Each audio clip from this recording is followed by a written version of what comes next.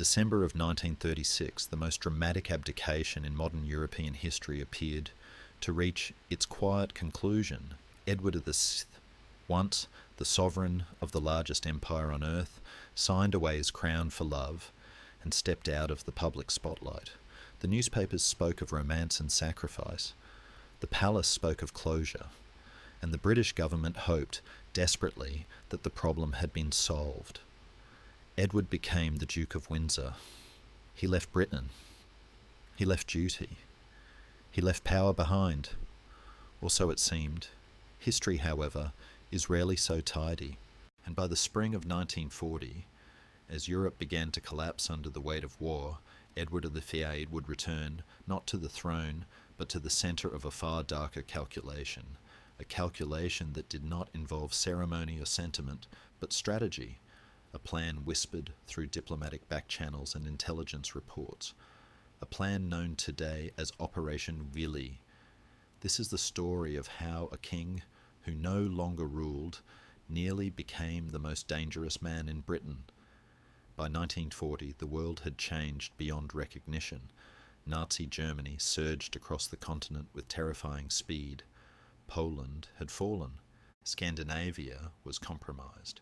France, the great military power of Western Europe, collapsed in a matter of weeks.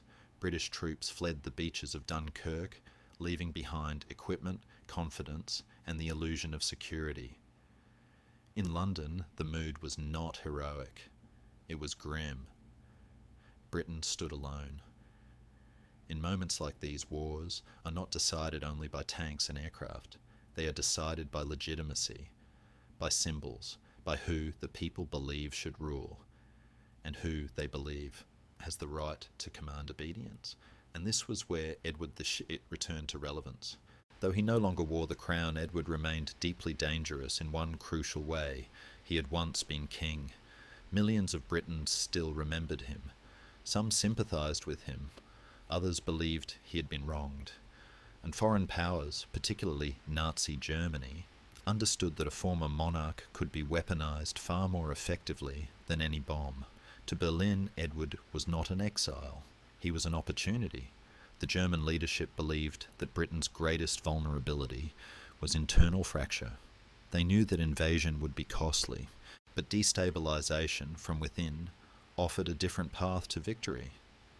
If Britain could be divided politically, morally, or symbolically, resistance might collapse without a single German soldier landing on English soil.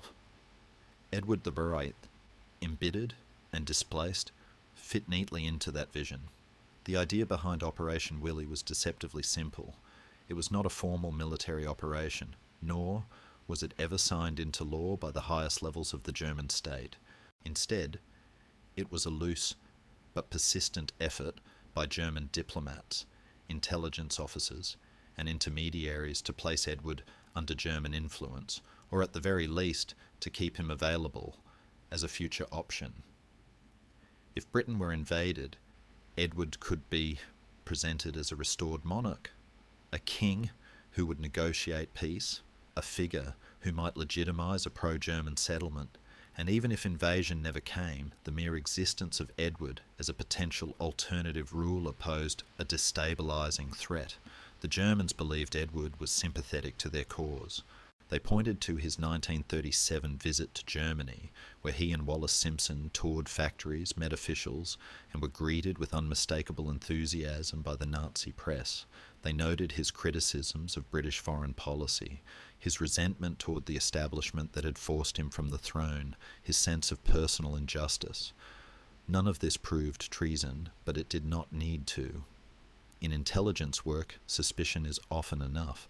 Adolf Hitler himself viewed Edward with interest. To Hitler, legitimacy mattered deeply. He understood the power of symbolism. A restored British king, especially one previously forced out by constitutional pressure, could be framed as a victim of democratic weakness, a narrative Hitler knew how to exploit. But Edward was not the architect of this plot. He did not plan Operation Willie. He did not formally agree to it. His danger lay elsewhere. Edward was passive. As German agents monitored his movements, British intelligence grew increasingly alarmed. Edward and Wallace moved through neutral Europe, particularly Portugal and Spain, territories crawling with spies from every major power. Every conversation, every dinner invitation, every delay in travel was scrutinised. The fear in London was not that Edward would declare allegiance to Germany. The fear was that he would say nothing at all. Silence in wartime can be lethal. The British government faced a dilemma. Arresting Edward was unthinkable. Publicly accusing him would fracture morale. Leaving him in Europe, however, was unacceptable. Every day he remained within reach of German influence was a risk Britain could not afford. So the solution had to be elegant, polite, final. Edward was offered a post as governor of the Bahamas. On paper, it was a prestigious colonial appointment. In reality, it was exile. The Bahamas were remote, strategically irrelevant, far from European politics, far from German operatives, far from influence. Edward accepted. To the public, it appeared as a dignified continuation of service. To the British government, it was containment. Edward was not being rewarded, he was being neutralised. Operation Willie collapsed, not with a dramatic confrontation, but with a quiet administrative decision. Edward was removed from the chessboard, but the story did not end there. After the war, Allied forces uncovered a vast archive of captured German documents. Among them were files recovered from Marburg Castle, documents that would later become known as the Marburg Files. Within these papers were references, notes, and communications that reignited old suspicions. They did not prove betrayal, they did not show a signed agreement or a clear act of treason. What they revealed instead was something more unsettling, how seriously Germany had considered Edward VIII as a political instrument.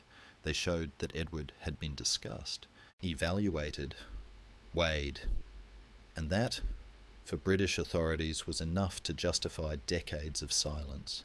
Many of these documents were sealed, others were released slowly, carefully, stripped of context. The British government understood that history is not only written by events, but by what is allowed to be remembered. Edward VIII lived the rest of his life under a quiet shadow. He was never charged, never condemned, never fully absolved. His exile was permanent, even when it appeared comfortable. He and Wallace lived well. They entertained, they travelled, but they were never trusted again. Operation Willie failed not because Edward refused to participate, but because Britain acted before participation became possible. In the end, Edward VIII represents one of history's most unsettling truths, that power does not always lie in action. Sometimes it lies in presence, in memory, in what others believe you could become. Edward did not need to betray his country. He did not need to speak for Germany. He did not need to conspire. He only needed to exist. And for a nation at war, that was threat enough. But to understand the shadow, we must first walk in the light that cast it. Close your eyes now. Let the room around you dissolve. Let the walls soften into mist. Imagine the air growing colder, sharper, carrying the scent of salt spray and wet wool. It is the night of December 11th, 1936. Before you get comfortable, take a moment to like the video and subscribe, but only if you genuinely enjoy what I do here. Let me know your city and local time in the comments so we can see where everyone is listening from. We are standing on the dock at Portsmouth. The fog is thick, swirling around the steel hull of the destroyer HMS Fury. It is a ghost of a night, heavy with the things that are not being said. A car pulls up, its headlights cutting yellow cones through the mist. A man steps out. He is slight, fair-haired, his face pale and drawn. He carries the weight of 1,000 years of tradition that he has just set down on a desk in London. This is the former King Emperor. Now He is merely His Royal Highness, the Duke of Windsor. He climbs the gangplank, not to fanfare, but to the quiet shuffling of sailors who aren't quite sure how to look at him. He is leaving England. He does not know it yet, but he will not see these white cliffs again for years. The ship's engines hum, a deep, vibrating lullaby that shakes the deck plates. As the Fury slips into the channel, heading for France, Edward stands at the rail. The darkness of the ocean mirrors the darkness of his future. He is travelling with 26 trunks of luggage, because even when one's world is ending, one must still dress for dinner, and a terrier dog. It is a small, absurd comfort in the face of history. He is heading to Austria, to the castle of Baron Eugene de Rothschild, a place of snow and silence. Historians often debate what Edward felt in this moment. Was it regret? Or was it the profound, weightless relief of a man who has finally escaped a prison of gold? We cannot know his thoughts, only his actions. He lit a cigarette, the flare briefly illuminating a face that had once been on every stamp and coin in the empire, and watched the lights of Britain fade into the black water. The king was dead. Long live the Duke. The silence of the Austrian Alps did not last long, for silence is a difficult companion for a man used to the roar of crowds. Edward had traded a crown for love, yes, but he had not traded his need to be seen, to be relevant, to be royal. By the autumn of 1937, the initial relief of abdication had faded into a restless boredom, the kind that paces the floorboards of rented castles and rearranges the silverware. The Duke and Duchess of Windsor were a couple in search of a stage, and tragically, the only stage available to them was the one the rest of the world was watching with growing dread. They decided to visit Germany. It was a choice that historians still wrestle with. Was it naive curiosity, a genuine attempt to inspect housing conditions for the working man, or a petulant signal to the family back in London that he was still a force to be reckoned with? Perhaps it was simply that the Germans were the only ones offering to roll out a red carpet thick enough to hide the cracks in his reputation. The British government advised against it. His friends advised against it. But Edward, whose stubbornness was as famous as his smile, boarded the train regardless. Imagine the scene as the steam engine chugged into Berlin's Friedrichstrasse station in October 1937. The air was crisp, smelling of coal smoke and autumn leaves. The platform was not empty. It was packed with thousands of cheering Berliners, their voices rising in a chant that must have sounded intoxicatingly familiar to a man who had lost his subjects. We want the king. We want the king. It is a heady drug, adoration, and the Nazis administered it with the precision of a surgeon. They did not treat Edward as a disgraced ex-monarch. They treated him as a visiting sovereign. And for Wallace, the woman who had been denied the title of Her Royal Highness by the bitter mechanics of the British court, this was a golden hour. Here, in the shadow of the swastika, she was curtsied to. She was bowed before. For a few weeks in October, the world felt right side up again. Even if the ground beneath them was shifting toward hell, they were taken on a whirlwind tour, a meticulously choreographed dance of propaganda and hospitality. They visited factories where workers, scrubbed clean and smiling, operated humming machinery. They visited youth camps where blonde children sang songs of loyalty. They dined with high-ranking officials who laughed at Edward's jokes and complimented Wallace's gowns. It is easy, with the benefit of hindsight, to see the horror lurking behind the pageantry, to see the camps that were not on the itinerary, the fear behind the smiles. But Edward saw what he wanted to see, a Germany that had risen from the ashes of the Great War, a Germany that was ordered, disciplined, and strong. He saw a reflection of the leadership he perhaps wished he had been allowed to exercise, unencumbered by parliaments and protocols. There is a peculiar intimacy to these archival images. The Duke, in his impeccably tailored suits, inspecting a line of SS guards with the critical eye of a veteran officer, checking buttons and posture, seemingly oblivious to the darkness those uniforms represented. At one point, during a visit to a Pomeranian training school, the Duke was photographed making a gesture. His arm was raised. His arms, was it a wave? Was it a shielding of his eyes from the sun? Or was it, as the German press gleefully claimed, a Nazi salute? The camera captures the moment, but it cannot capture the intent. The image, however, travelled back to Britain like a stone thrown through a stained glass window. It shattered the quiet hope that Edward would simply fade away. In London, the King, Edward's stuttering, dutiful brother George VI, watched the newsreels with a sinking heart. The prodigal son was not just misbehaving, he was dining with the enemy. The culmination of this surreal tour was a visit to the Berghof, Hitler's mountain retreat in the Bavarian Alps. The car wound its way up the steep roads, surrounded by the breathtaking grandeur of snow-capped peaks and pine forests, a landscape that felt more like a fairy tale than the headquarters of a totalitarian regime. Hitler was waiting on the steps. The meeting between the former King of England and the Führer of Germany is one of those moments where history holds its breath. They drank tea, they spoke in German, a language Edward was fluent in, thanks to his heritage and his nannies. The conversation was private, and no official transcript exists, leaving a void that speculation has rushed to fill for decades. Did they discuss the return of the monarchy? Did Hitler whisper promises of a throne restored? Or did they simply talk about the view and the state of housing in the coal districts? Witnesses later recalled that the mood was cordial, almost warm. Hitler, who had a strange fascination with the British aristocracy, seemed genuinely taken with the Duke.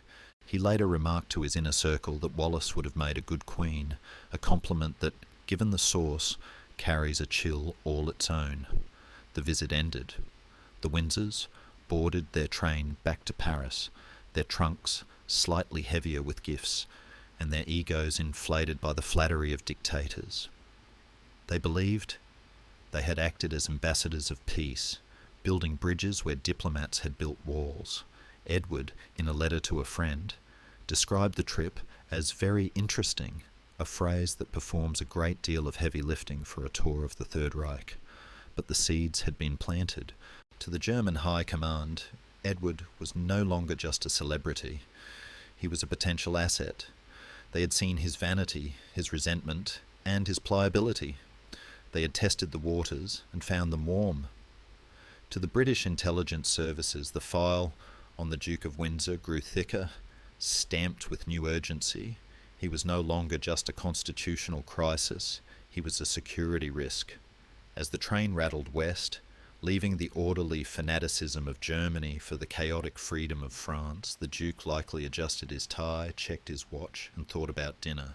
He did not know that he had just auditioned for the role of a lifetime in a play he hadn't realised was being written. The curtain was about to rise on the war, and the applause of the Berlin crowds would soon be replaced by the thunder of artillery. The tea party was over. The tigers were hungry. And Edward had walked right into the cage, leaving the door unlocked behind him.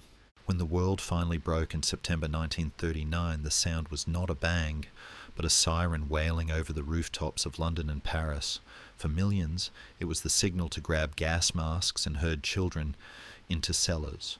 For the Duke of Windsor, living in a rented villa in France, it was a signal of a different kind of distress. What to do with himself? War is a vast industrial machine of purpose, and Edward was a man without a function. He was a field marshal who commanded no armies, an admiral of the fleet who had no ships. No, he was a decorative sword, hanging on a wall while the house burned down around it. He wanted to help, or at least he said he did. He petitioned his brother, the king, for a role. He imagined, perhaps, a high-ranking position, something advisory, something that required a uniform and a map table. London, terrified of what he might say or do if given real responsibility, offered him a compromise. He was attached to the British military mission in France as a Major General. It was a title that sounded important, but carried the weight of a paperweight.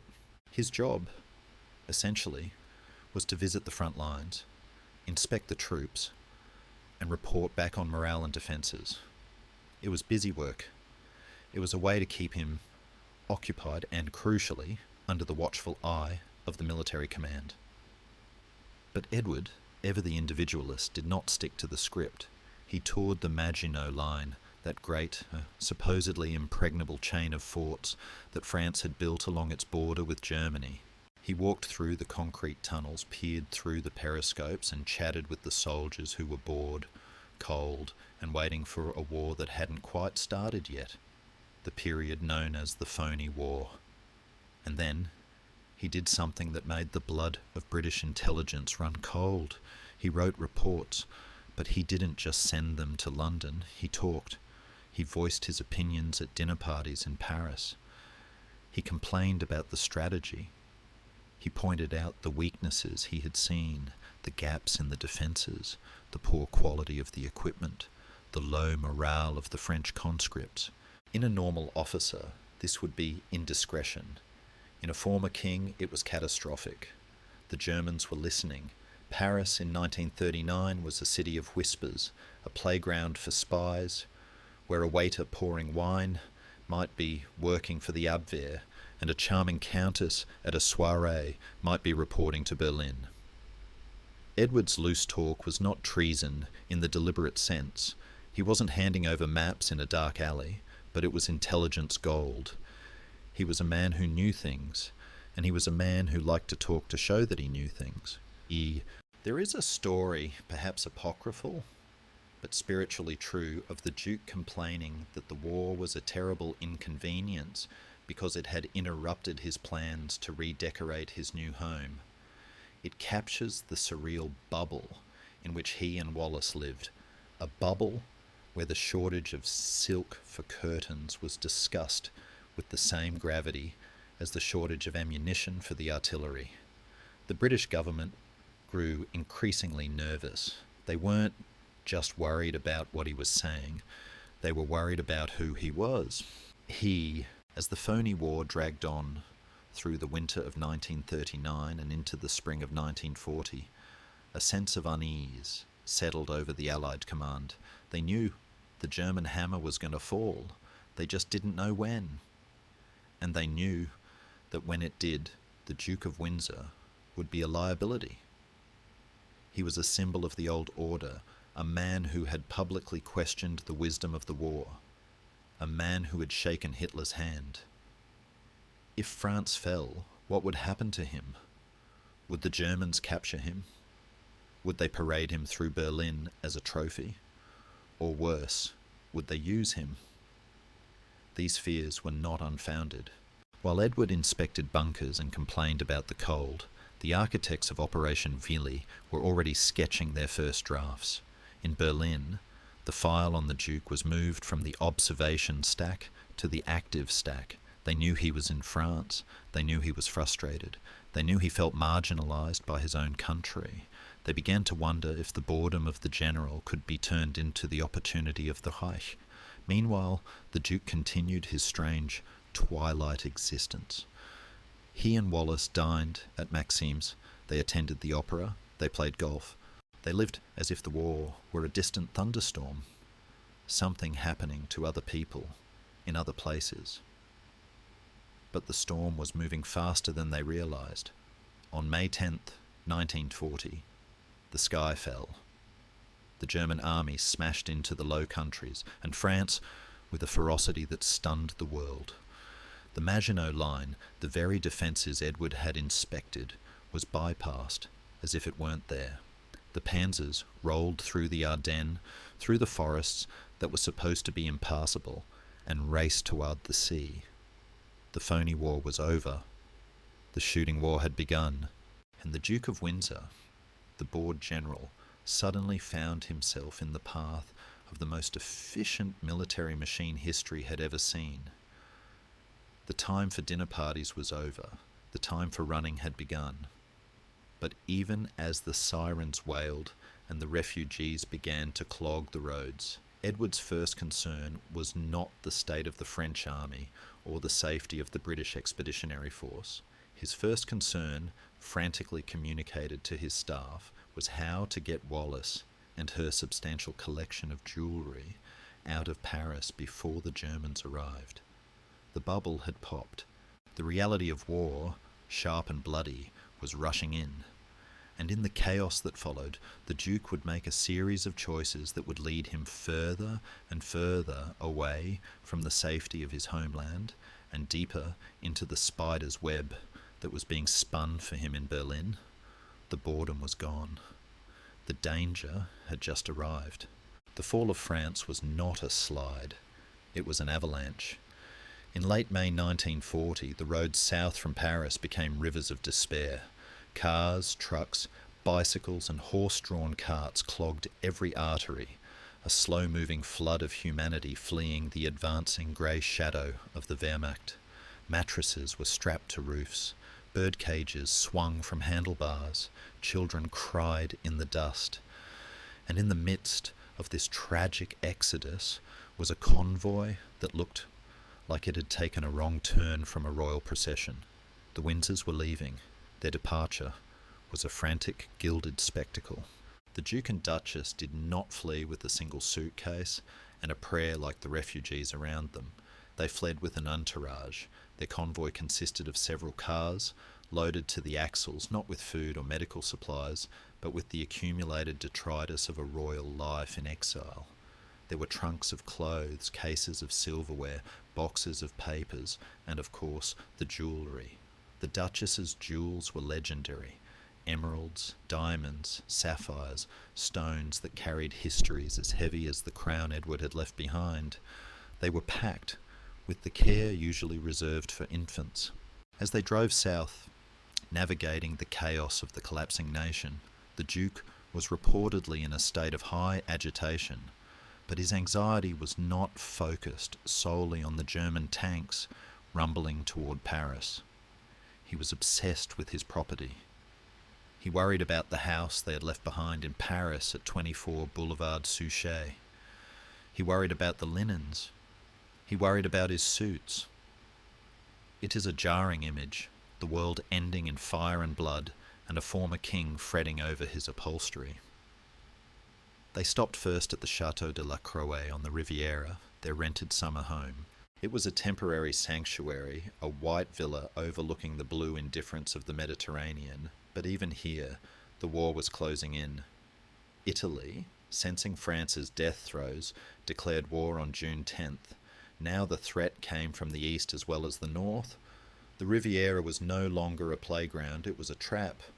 The British government, amidst the overwhelming disaster of Dunkirk and the frantic defence of the home islands, had to spare a thought for the wandering Duke. Winston Churchill, now Prime Minister, knew that Edward could not fall into German hands. A captured king was a propaganda weapon the British could not afford to lose. Churchill sent telegrams urging Edward to return to England. A flying boat was offered. A destroyer was made available. "Come home," the messages said. "Come home and be safe." Edward refused. His refusal is a tangled knot of pride and fear. He claimed he could not return without guarantees. Guarantees that Wallis would be treated with royal status, that they would be received at court, that his tax situation would be favourable. He was bargaining with the British Empire while the Empire was fighting for its life. He also feared the reception he would get. He knew his brother's court was cold to him. He knew the public might view him as a deserter, and perhaps deep down he simply did not want to go back to the grey austerity of a besieged Britain when he could remain in the sun, however dangerous that sun might be. So instead of turning north towards safety, the Windsors turned west. They decided to head for Spain. It was a fateful decision. Spain was technically neutral, but under General Franco, it was a neutrality that leaned heavily toward the Axis. Franco owed his victory in the Spanish Civil War to German bombers and Italian troops. Madrid was a city of shadows, a place where German agents walked openly in the streets and swastikas flew from balconies. By crossing the Pyrenees, Edward was walking out of the war zone and into the diplomatic minefield.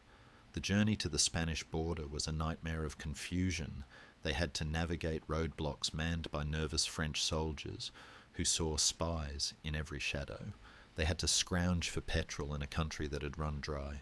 At one point, the Duke, the man who had once been the symbol of British might, found himself pleading with a French official for a visa, just another refugee with a passport and a desperate need to cross a line on a map. They finally crossed into Spain on June 20th, 1940. As the barrier lifted and their cars rolled onto Spanish soil, the British ambassador in Madrid breathed a sigh of relief, thinking the Duke was safe. He was wrong. The Germans were waiting. In Berlin, the news of Edward's arrival in Spain was greeted with electric anticipation. Joachim von Ribbentrop, the Nazi foreign minister, saw the pieces falling into place. The Duke was now in reach. He was in a country where German influence was strong, where British influence was weak, and where the isolation of the Windsors could be exploited. The convoy halted in Barcelona, then moved on to Madrid. The dust of the French roads was washed off, but the stain of the situation remained. Edward and Wallace checked into the Ritz Hotel in Madrid, a bubble of luxury in a city still scarred by its own civil war. They unpacked the jewels, they ordered dinner, and outside, in the warm Spanish night, the agents of Operation Willie began to close in. The first contacts were subtle. Old friends, casual acquaintances, people who just happened to be in the lobby. They whispered in the Duke's ear. They validated his grievances. Britain has treated you badly, they said. The war is lost, they said. Why go down with a sinking ship? Edward listened. He was tired. He was angry. And he was in a country that felt more welcoming than the one he had been born to rule. The collapse of France had shaken him deeply. He believed, as many did in those dark days, that Britain was finished. He told an American diplomat in Madrid that the war should be ended, that a peace deal should be struck. It was defeatism, pure and simple. But to the ears of the German spies listening in the Ritz, it sounded like an invitation. The convoy had stopped rolling, but the journey was far from over. The physical escape was done. The political seduction was just beginning. Madrid, in the summer of 1940, was a city of blinding light and deep, impenetrable shadows. The Spanish Civil War had ended only a year prior, and the scars were still fresh on the buildings and in the eyes of the people. It was a capital of silence, where men in blue shirts walked with the swagger of victors, and everyone else looked at the ground. But inside the Ritz Hotel, the air was cool, the linens were crisp, and the champagne was always chilled to the precise degree of indifference required to ignore the world outside. This was the stage for the next act of the drama, a place where the waiters had ears and the walls had memories. The Duke of Windsor felt comfortable here. He had fond memories of Spain from his youth, memories of polo matches and sunny afternoons, not of political intrigues. He did not seem to notice, or perhaps chose to ignore, that the Spain he had returned to was now a client state of the Axis powers. He was greeted not just as a royal guest, but as a long-lost friend by the Spanish elite, and among those friends was a man named Miguel Primo de Rivera, the Marqués de Estella. Rivera was dashing, charming, and the son of Spain's former dictator. He was also, unbeknownst to the Duke, working directly with the Germans. The plot had moved from the abstract to the personal. Ribbentrop in Berlin had pulled a string, and in Madrid, Rivera began to dance. He visited the Windsors at the Ritz frequently. They drank together, they reminisced, and slowly, gently, Rivera began to steer the conversation toward the war. He did not speak like a Nazi. He spoke like a concerned aristocrat. He lamented the destruction of Europe. He wept metaphorical tears for the bombing of London that was sure to come. Why must it continue? He would ask, swirling his brandy.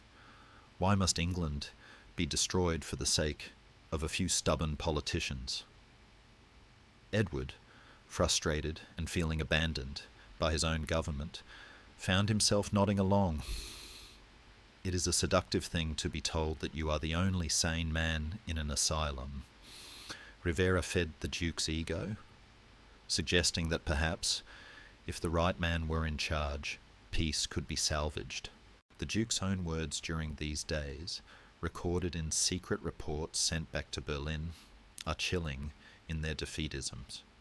He reportedly told Rivera that the war was lost, that the British resistance was futile, and that a continued fight would only lead to communism engulfing Europe.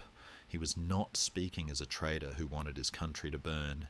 He was speaking as a man who thought the fire was already out of control and that he was the only one with a bucket of water.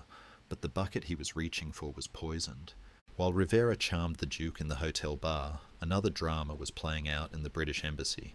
The ambassador to Spain was Sir Samuel Hoare, a man known in London as Slippery Sam, for his talent in navigating difficult political waters. Hoare was in a panic. He knew exactly what the Germans were trying to do. He saw the vultures circling the Ritz. His instructions from Churchill were clear. Get the Duke out of Spain and into Portugal immediately. Portugal was neutral too, but its neutrality was friendlier to Britain, and it offered a port from which the Duke could be shipped home or anywhere else away from Hitler's reach. But the Duke was not in a hurry. He liked Madrid, he liked the weather, and quite frankly, he liked being treated like a king again. When Hoare pressed him to leave for Lisbon, Edward stalled. He complained about the roads. He complained about the lack of suitable accommodation in Portugal. At one point, he cited the laundry situation as a reason for delay, because one simply cannot flee a continent-spanning war if one's shirts are not properly starched. It adds a touch of absurd levity to the darkness, the image of the British Empire holding its breath while a valet checks for wrinkles. Hoare, wiping sweat from his forehead, had to plead, cajole, and practically beg the former monarch to pack his bags. Meanwhile, the German ambassador in Madrid, Eberhard von Storer, was sending ecstatic telegrams to Berlin.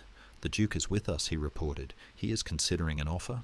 The offer was subtle, an invitation to stay in Spain indefinitely, perhaps at a hunting estate in the south, as a guest of the Spanish government.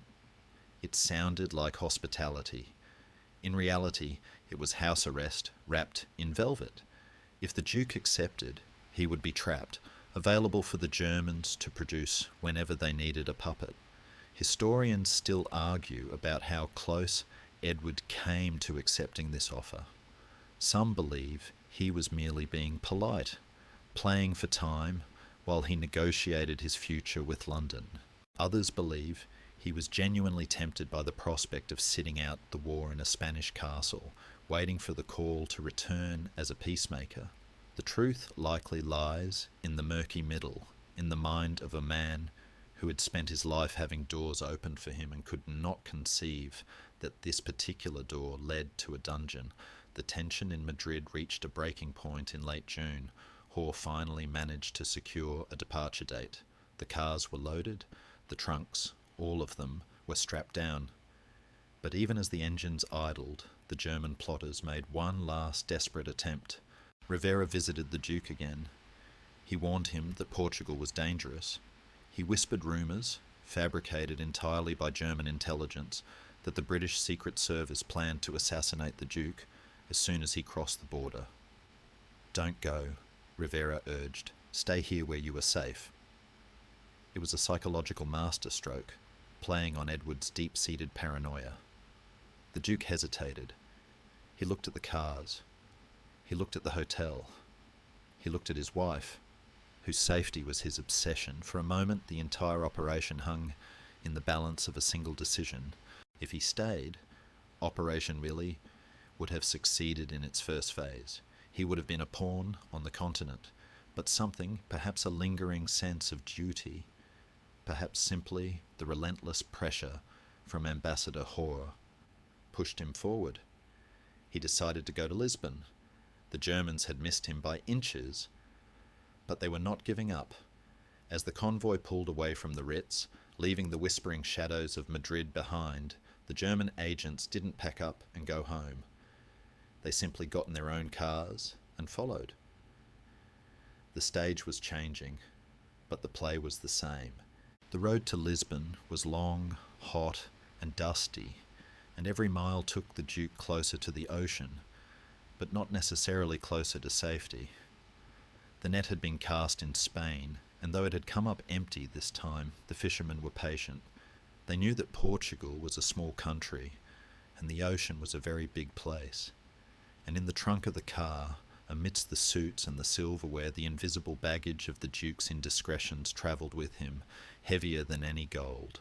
While the Duke of Windsor's convoy kicked up dust on the road to Lisbon, a far more calculating stillness settled over a desk in Berlin. Joachim von Ribbentrop, the foreign minister of the Third Reich, was not a man who accepted failure easily. He had been a champagne salesman before he was a statesman, and he approached diplomacy with the same aggressive charm.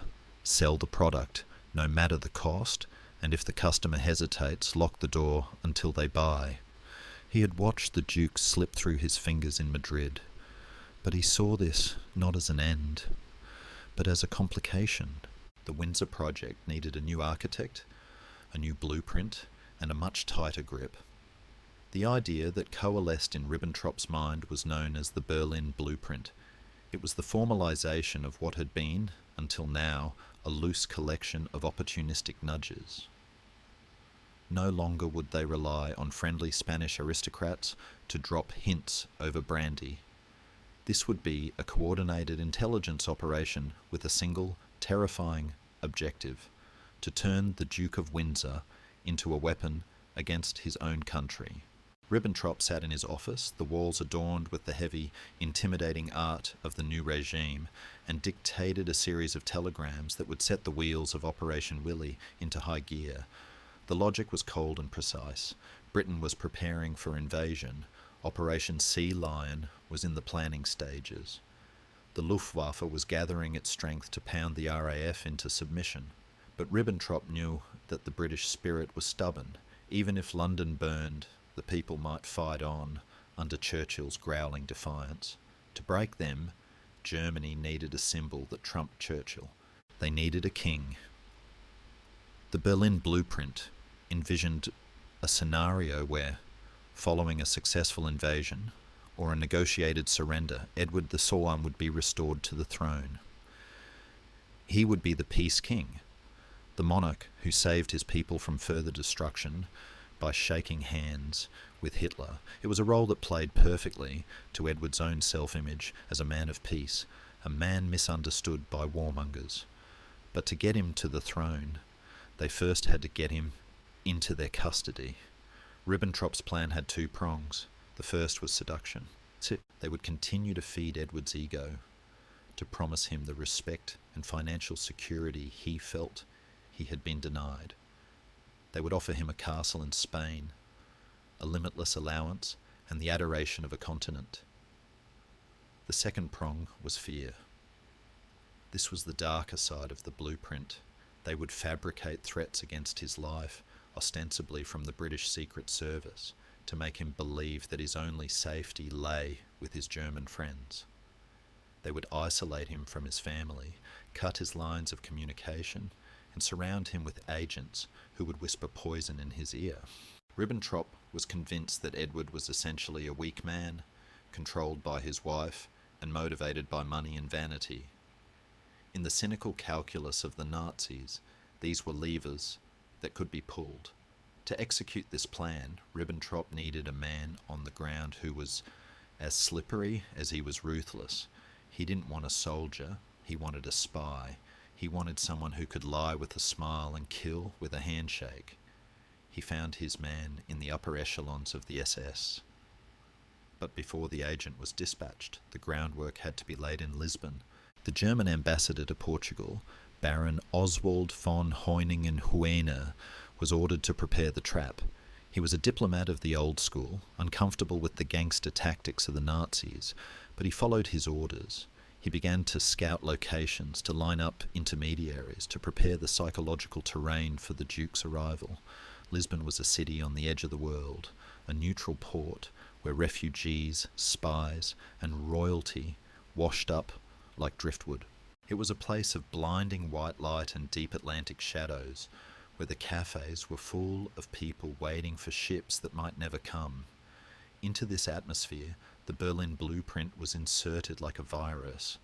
The Germans identified a banker, a man of immense wealth and influence in Portugal, who could serve as the perfect host for the Duke, someone who could keep him comfortable, keep him entertained, and, most importantly, keep him away from the British Embassy. The trap was not a dungeon, it was a gilded cage. As the telegrams flew back and forth between Berlin and Lisbon, the language became increasingly explicit. They discussed abduction as a last resort. They discussed the Spanish solution, forcing the Duke back across the border into Spain. They discussed the psychological profile of the Duchess, determining that she was the key to controlling the Duke. If they could promise her a throne, or at least a title that demanded a curtsy, they believed she would deliver her husband. It is chilling to read these documents now, to see the cold rationality with which they plotted the treason of a British prince. They did not see him as a human being. They saw him as a chess piece, a king to be moved across the board to checkmate the British Empire. Meanwhile, the Duke, blissfully unaware of the specific machinery being assembled for him, was motoring through the dry, scorched landscape of southern Portugal. He was tired, he was hot, he was worried about his dogs. He did not know that in Berlin, a file bearing his name lay on a desk, stamped with the highest clearance, outlining a future where he would wear a crown made of German steel. The blueprint was drawn, the architects were ready, the foundation had been dug. All they needed now was for the Duke to walk through the front door. And as the towers of Lisbon rose in the distance, shimmering in the heat haze, he was heading straight for the threshold. The city looked like salvation, a port, a way out, a place of peace. But to the men in Berlin, it looked like a hunting ground, and the hunt was about to begin. In the vast, terrifying machinery of the Third Reich, there were men who broke bones, and there were men who bent minds. Walter Shelonburgg belonged to the latter. In July of 1940, he was summoned to the Reich Chancellery in Berlin, a building designed to make human beings feel very small. Shelonburgg, however, did not lack confidence. At just 30 years old, he was a major general in the SS, the head of foreign intelligence, and a man who looked less like a grim executioner and more like a matinee idol who had taken a wrong turn into fascism. He was handsome, impeccably dressed, and possessed a charm that was as smooth and cold as polished marble. He was the spy who brought roses to a knife fight. Hitler was waiting for him. The meeting was one of those bizarre intersections of history where delusion and power shake hands. The Führer was pacing, agitated. He did not speak of military tactics or supply lines. He spoke of the Duke of Windsor. In Hitler's mind, the narrative was already fixed. The Duke was not a free agent. He was a prisoner of the British Secret Service, a man yearning for German liberation, but held captive by his brother's agents. He is being watched at every turn, Hitler insisted, his voice rising. He wants to come to us. You must help him. Shelonburgg listened, nodding with the practiced gravity of a man who knows that correcting a dictator is a good way to end up on the Eastern Front. He was given a mission that sounded like the plot of a pulp adventure novel: travel to Portugal, make contact with the Duke, and by any means necessary, persuasion, bribery, or force, bring him back across the border into Spain. He was given unlimited funds. He was given the authority to command local agents, and he was given a deadline. The Duke was the prize, and Shelonburgg was the hunter. It is worth pausing to consider the absurdity of this moment. Europe was engulfed in the most destructive war in human history. Armies were clashing, cities were burning, and the head of German intelligence was being sent on a personal mission to kidnap a middle-aged celebrity and his wife. It speaks to the obsession that the Nazi leadership had with the Windsors, an obsession that went beyond strategy and into the realm of superstition. They truly believed that possession of the royal couple would unlock the psychological gates of Britain. Shelonburgg flew first to Madrid, then made his way to Lisbon. He did not arrive with a battalion of stormtroopers. He arrived with the quiet, dangerous elegance of a man who intends to steal a diamond from a museum. He set up his headquarters in the German embassy, a cool, shadowed building that became the nerve centre of Operation Willie. From here, he began to spin his web. His approach was characteristic of the gentleman spy persona he cultivated. He did not immediately reach for the chloroform, he reached for the social register. He knew that the way to the Duke's ear was through his vanity, and the way to the Duchess's ear was through her ambition. Shelonburgg began to orchestrate a campaign of whispers. He utilised Portuguese contacts, Spanish aristocrats, and even Japanese diplomats to relay messages to the Windsors. The British want to exile you to the ends of the earth, the messages suggested. The Germans want to treat you like a king. He also reportedly engaged in literal floral diplomacy. There are accounts of flowers being sent, of polite inquiries made through intermediaries that were wrapped in the velvet of extreme courtesy. Shelonburgg understood that to catch a fly, one uses honey, not vinegar. He studied the Duke's routine. He knew when he played golf, he knew when he dined, he knew the names of his dogs. It was an intimacy that was both impressive and deeply creepy, but Shelonburgg was also a realist. When he arrived in Lisbon and actually assessed the situation, he realised that Hitler's fantasy of a prisoner Duke was only half true. The Duke was indeed surrounded by British security, but they weren't jailers in the traditional sense. They were terrified babysitters. The British police officers guarding the Windsors were there to protect them from the Germans, yes, but also to stop the Duke from doing anything incredibly foolish. Shelonburgg saw the invisible net that London had thrown around the villa, and he knew that simply walking up and asking the Duke to leave wouldn't work. Historians often debate just how serious Shelonburgg was about the violent aspects of his orders. In his memoirs, written after the war, when he was trying very hard to look like a reluctant professional rather than a fanatical Nazi, he claimed he thought the whole kidnapping idea was madness. He portrayed himself as trying to humour Hitler while knowing the plan was impossible. Yet, the cables he sent back to Berlin tell a different story. They show a man actively looking for holes in the security, a man calculating the precise amount of force needed to ambush a royal convoy. He wasn't just playing the part, he was doing the job. One of the more surreal elements of Shelonburgg's time in Lisbon was the sheer amount of luggage involved in the equation. He had to factor in that the Duke and Duchess would never, under any circumstances, leave voluntarily without their trunks. A covert extraction operation is hard enough. A covert extraction operation that requires a moving van for hat boxes is a logistical nightmare. It adds a touch of dark comedy to the tension.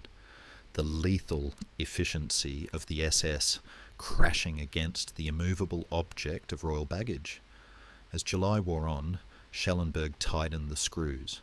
He began to stage incidents. A stone thrown through a window, a mysterious letter warning of a British plot. He wanted to create an atmosphere of paranoia to make the Duke feel that the only safe place was in German hands. He was the director of a play where the audience was one man, and the goal was to terrify him into the wings. The spy who brought roses was not just bringing flowers, he was bringing the cold breath of the state. He moved through the Lisbon nights, a shadow in a well-tailored suit, watching the lighted windows of the Duke's villa. He knew the clock was ticking. The British ship was coming. The game was reaching its climax. And Walter Shelonburgg, who prided himself on never failing, was beginning to realise that this particular game might be rigged against him. But he had his orders, he had his charm, and he had his gun. And in the heat of the Portuguese summer, he prepared to make his offer. An offer he hoped the Duke couldn't refuse, because the alternative was too messy to contemplate. Lisbon, unlike the grey, battered capitals of the north, was a city of blinding, sun-drenched beauty.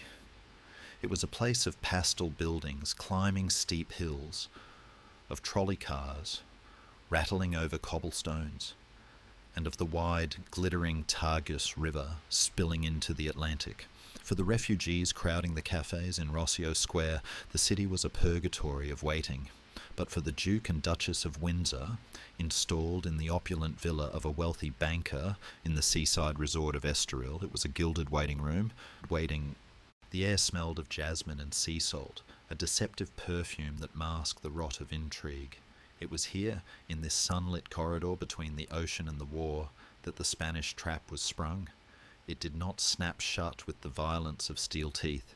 It descended like a soft velvet curtain. The Germans, orchestrating the play from Berlin and Madrid, knew that a direct approach by a Nazi official would likely send the Duke running back to the British embassy. They needed a face he trusted, a voice that sounded like home, or at least like the better, vanished world of aristocratic privilege. They sent Miguel Primo de Rivera back into the fray. Rivera, the Marquez de Estella, arrived in Lisbon not as an agent, but as an old friend concerned for the Duke's welfare. He was the perfect emissary, handsome, titled, and possessing that effortless charm that can make even the most outrageous lie sound like a confidence shared between gentlemen. He did not check into a shadowy safe house.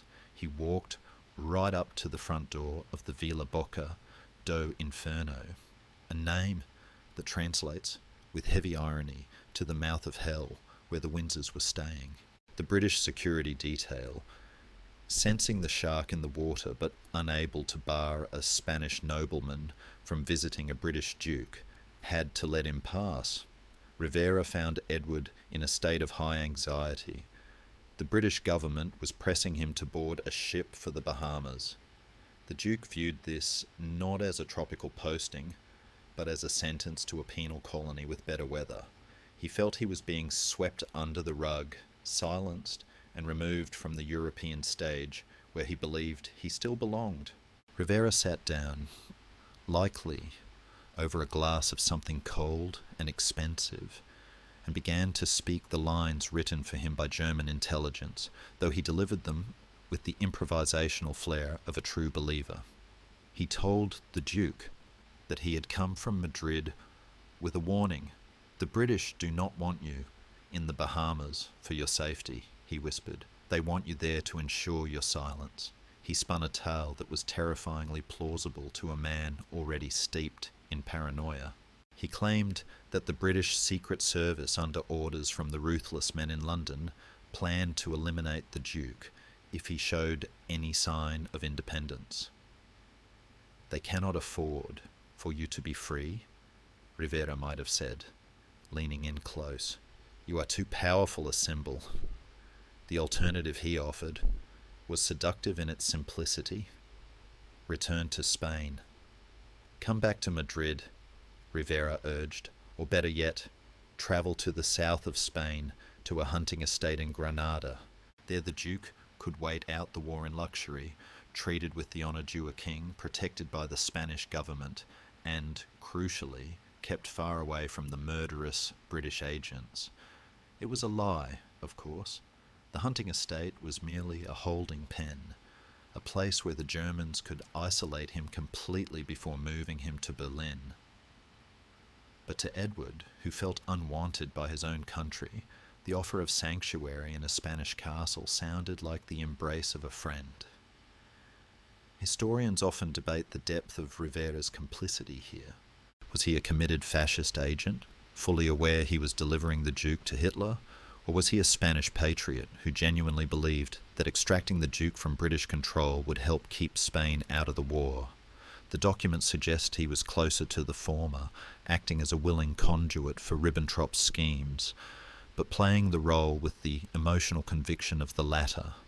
The effect on the Duke was immediate and destabilizing. He began to waver. The certainty of the ship to the Bahamas suddenly seemed like a death sentence. He told Rivera he needed time. He told the British ambassador, Sir Walford Selby, that he wasn't sure if he would go. The villa in Estoril became a battlefield of whispers.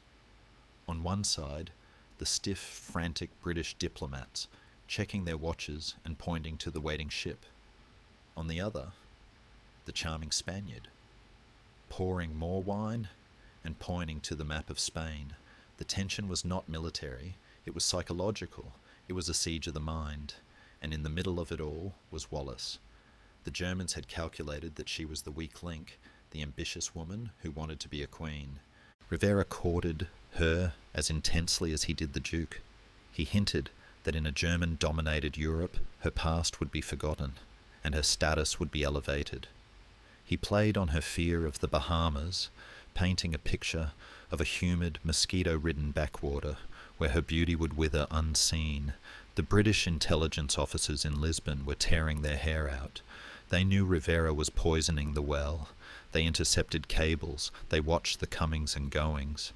They saw the Spanish trap clearly, a sticky spiderweb designed to entangle the Duke in delay after delay until it was too late to leave. Sir Walter Monckton, the Duke's loyal legal advisor and friend, was flown out from London to talk sense into him. Monckton arrived to find a man who was practically trembling with indecision. Edward showed him the warnings Rivera had delivered. He spoke of plots and assassins. Monckton, a man of infinite patience, had to dismantle these fears brick by brick, explaining that the British government did not, in fact, assassinate its own royal family members just because they were inconvenient. Sir, he might have said, we just want you to be governor, not a martyr. But the Spanish hook was set deep. Rivera visited again and again. He brought letters. He brought rumours. He brought the phantom pressure of the German army, which had now reached the Pyrenees. He reminded the Duke that the journey to the Bahamas would be by sea, through waters infested with German U-boats. Why risk the ocean? Rivera asked. Why risk the torpedoes? The road to Spain is safe. The road to Spain is dry. It was a valid point, and one that struck a chord with anyone who had seen the newsreels of sinking tonnage in the Atlantic. The Spanish trap relied on the very human instinct to choose the known danger over the unknown void. Spain was a known quantity. Good food, sunny weather, respectful fascists. The Atlantic was a dark, cold grave.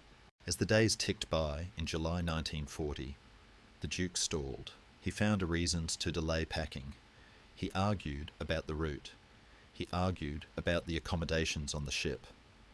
He was looking for an excuse to say yes to Rivera, an excuse that would allow him to save face and claim he had no choice. The trap was open, the bait was taken, and for a few breathless days in Estoril, it looked as though the Duke of Windsor was going to walk right back into the waiting arms of the Axis. The British ship, the Excalibur, sat in the harbour, its steam rising, its captain checking the tide, and in the villa the Duke sat by the window looking east towards Spain, while Rivera's soft voice whispered that he was already home, if he would only turn the key. To understand the specific suffocating pressure that was about to descend on the Duke and Duchess, one must first understand the ground upon which they stood. The journey from Madrid to Lisbon was not merely a drive across a map. It was a passage between two different twilight worlds. Spain had been a land of open scars and fascist salutes, a country where the violence was on the surface. Portugal, by contrast, was a land of whispers. When the Windsor's convoy crossed the border at Vilar Formoso in early July 1940, the physical relief was palpable. The Spanish guards, with their three-cornered hats and carbines, waved them through. The Portuguese guards, polite and smiling, welcomed them in. The roads improved, if only slightly. The landscape softened from the harsh, baked plains of Castile to the greener, rolling hills of the Atlantic coast. To the Duke, wiping the dust of Spain from his face, it must have felt like waking up from a fever dream. He was back in a country that had been England's oldest ally since the 14th century. He saw the familiar signs of British commerce: port wine lodges, English tea rooms, the reassuring presence of the Union Jack flying from consular buildings. But appearances in 1940 were lethal liars. Portugal, under the dictatorship of Antonio de Oliveira Salazar, was walking a tightrope over an abyss. Salazar was a man of ice and intellect, a professor of economics who ruled with the ledger in one hand and a rosary in the other. He feared the Nazis, he distrusted the British, and he was terrified of the communists. His policy was a masterpiece of neutrality. He sold tungsten to the German war machine to make armour-piercing shells, and he allowed the British to use his ports to refuel the ships that hunted German submarines. He kept the lights on in Lisbon while the rest of Europe went dark. As the Windsors descended toward the coast, they entered a city that had become the waiting room of the world. Lisbon was a surreal, dazzling spectacle. Because of the neutrality, the streetlights still blazed at night. A city of light visible for miles from the sea and the air, a beacon that taunted the bomber pilots who had to respect its borders. The cafes of the Rocio and the Chiado were packed with the displaced elite of Europe, deposed kings, fleeing artists, wealthy Jewish families running for their lives, and spies from every intelligence service on earth rubbed shoulders over coffee and pasté de nata. It is often said that Ian Fleming, the creator of James Bond, found his inspiration here, in the smoke-filled bar of the Hotel Palacio in Estoril. It is not hard to see why. In Lisbon, the waiter pouring your water might be working for the Gestapo.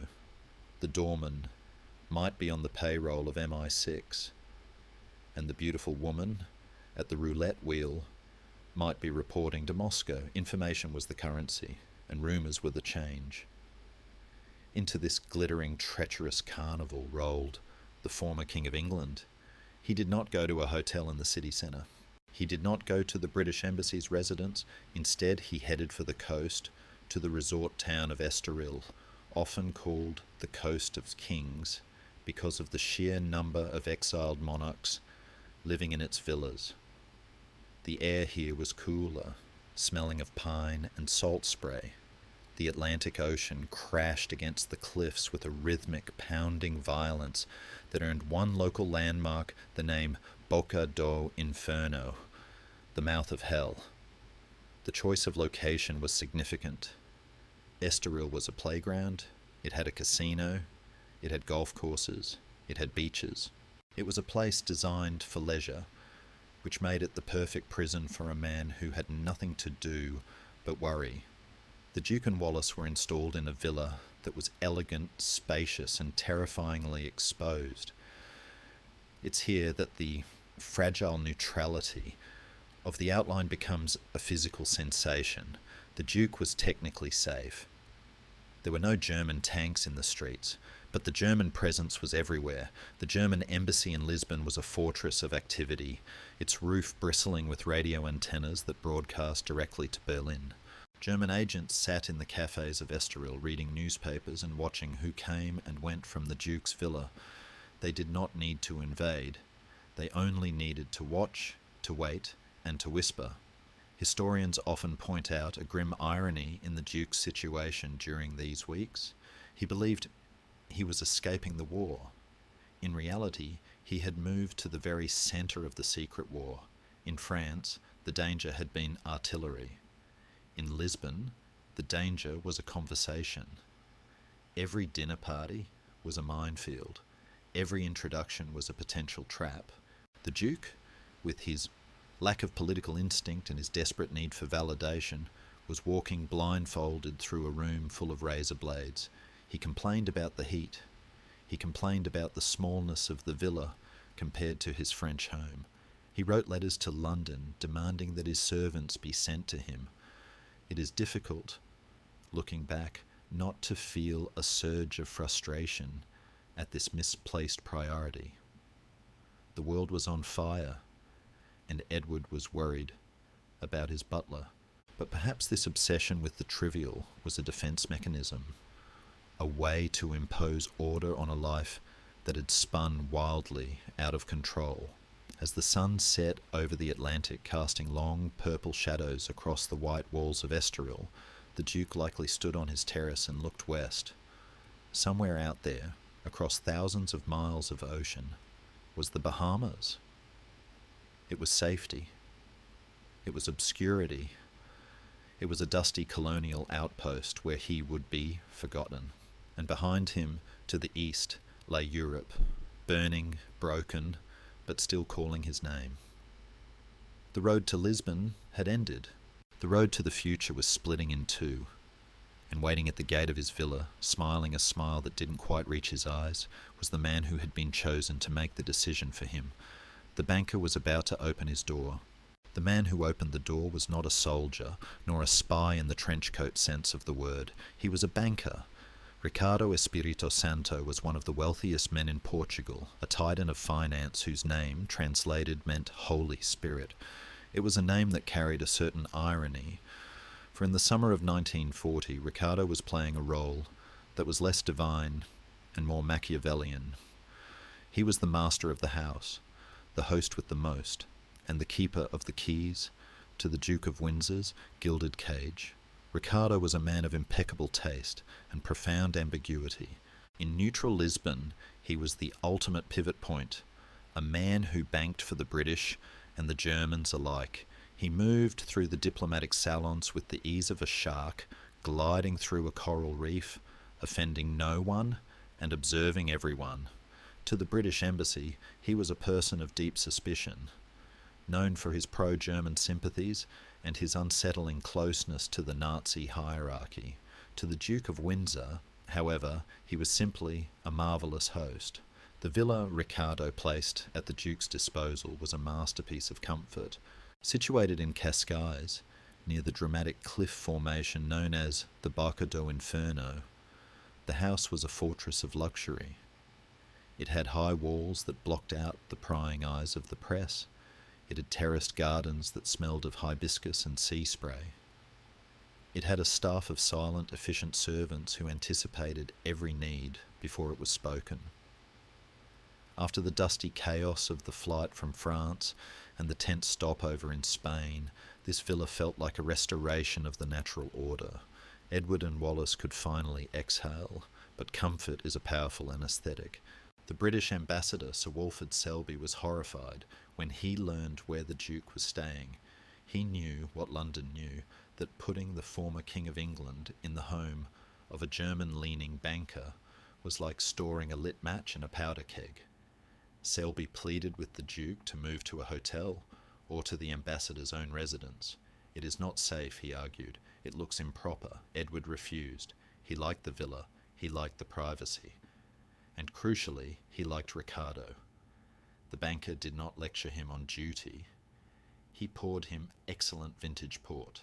He did not urge him to rush to the malaria-ridden Bahamas. He suggested he stay a while, rest, and recover his strength.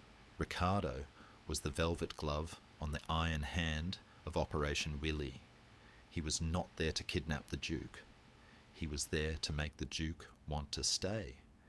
Inside the walls of the villa, a subtle reality distortion field began to take effect. Ricardo screened the telephone calls. He managed the guest list. Visitors, who might have strengthened the Duke's resolve to return to Britain, found it difficult to get an appointment.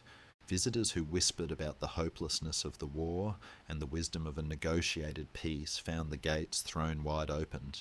The Duke was hearing his own doubts amplified back to him in the cultured, reasonable tones of his host. This period in the villa represents the psychological nadir of the story.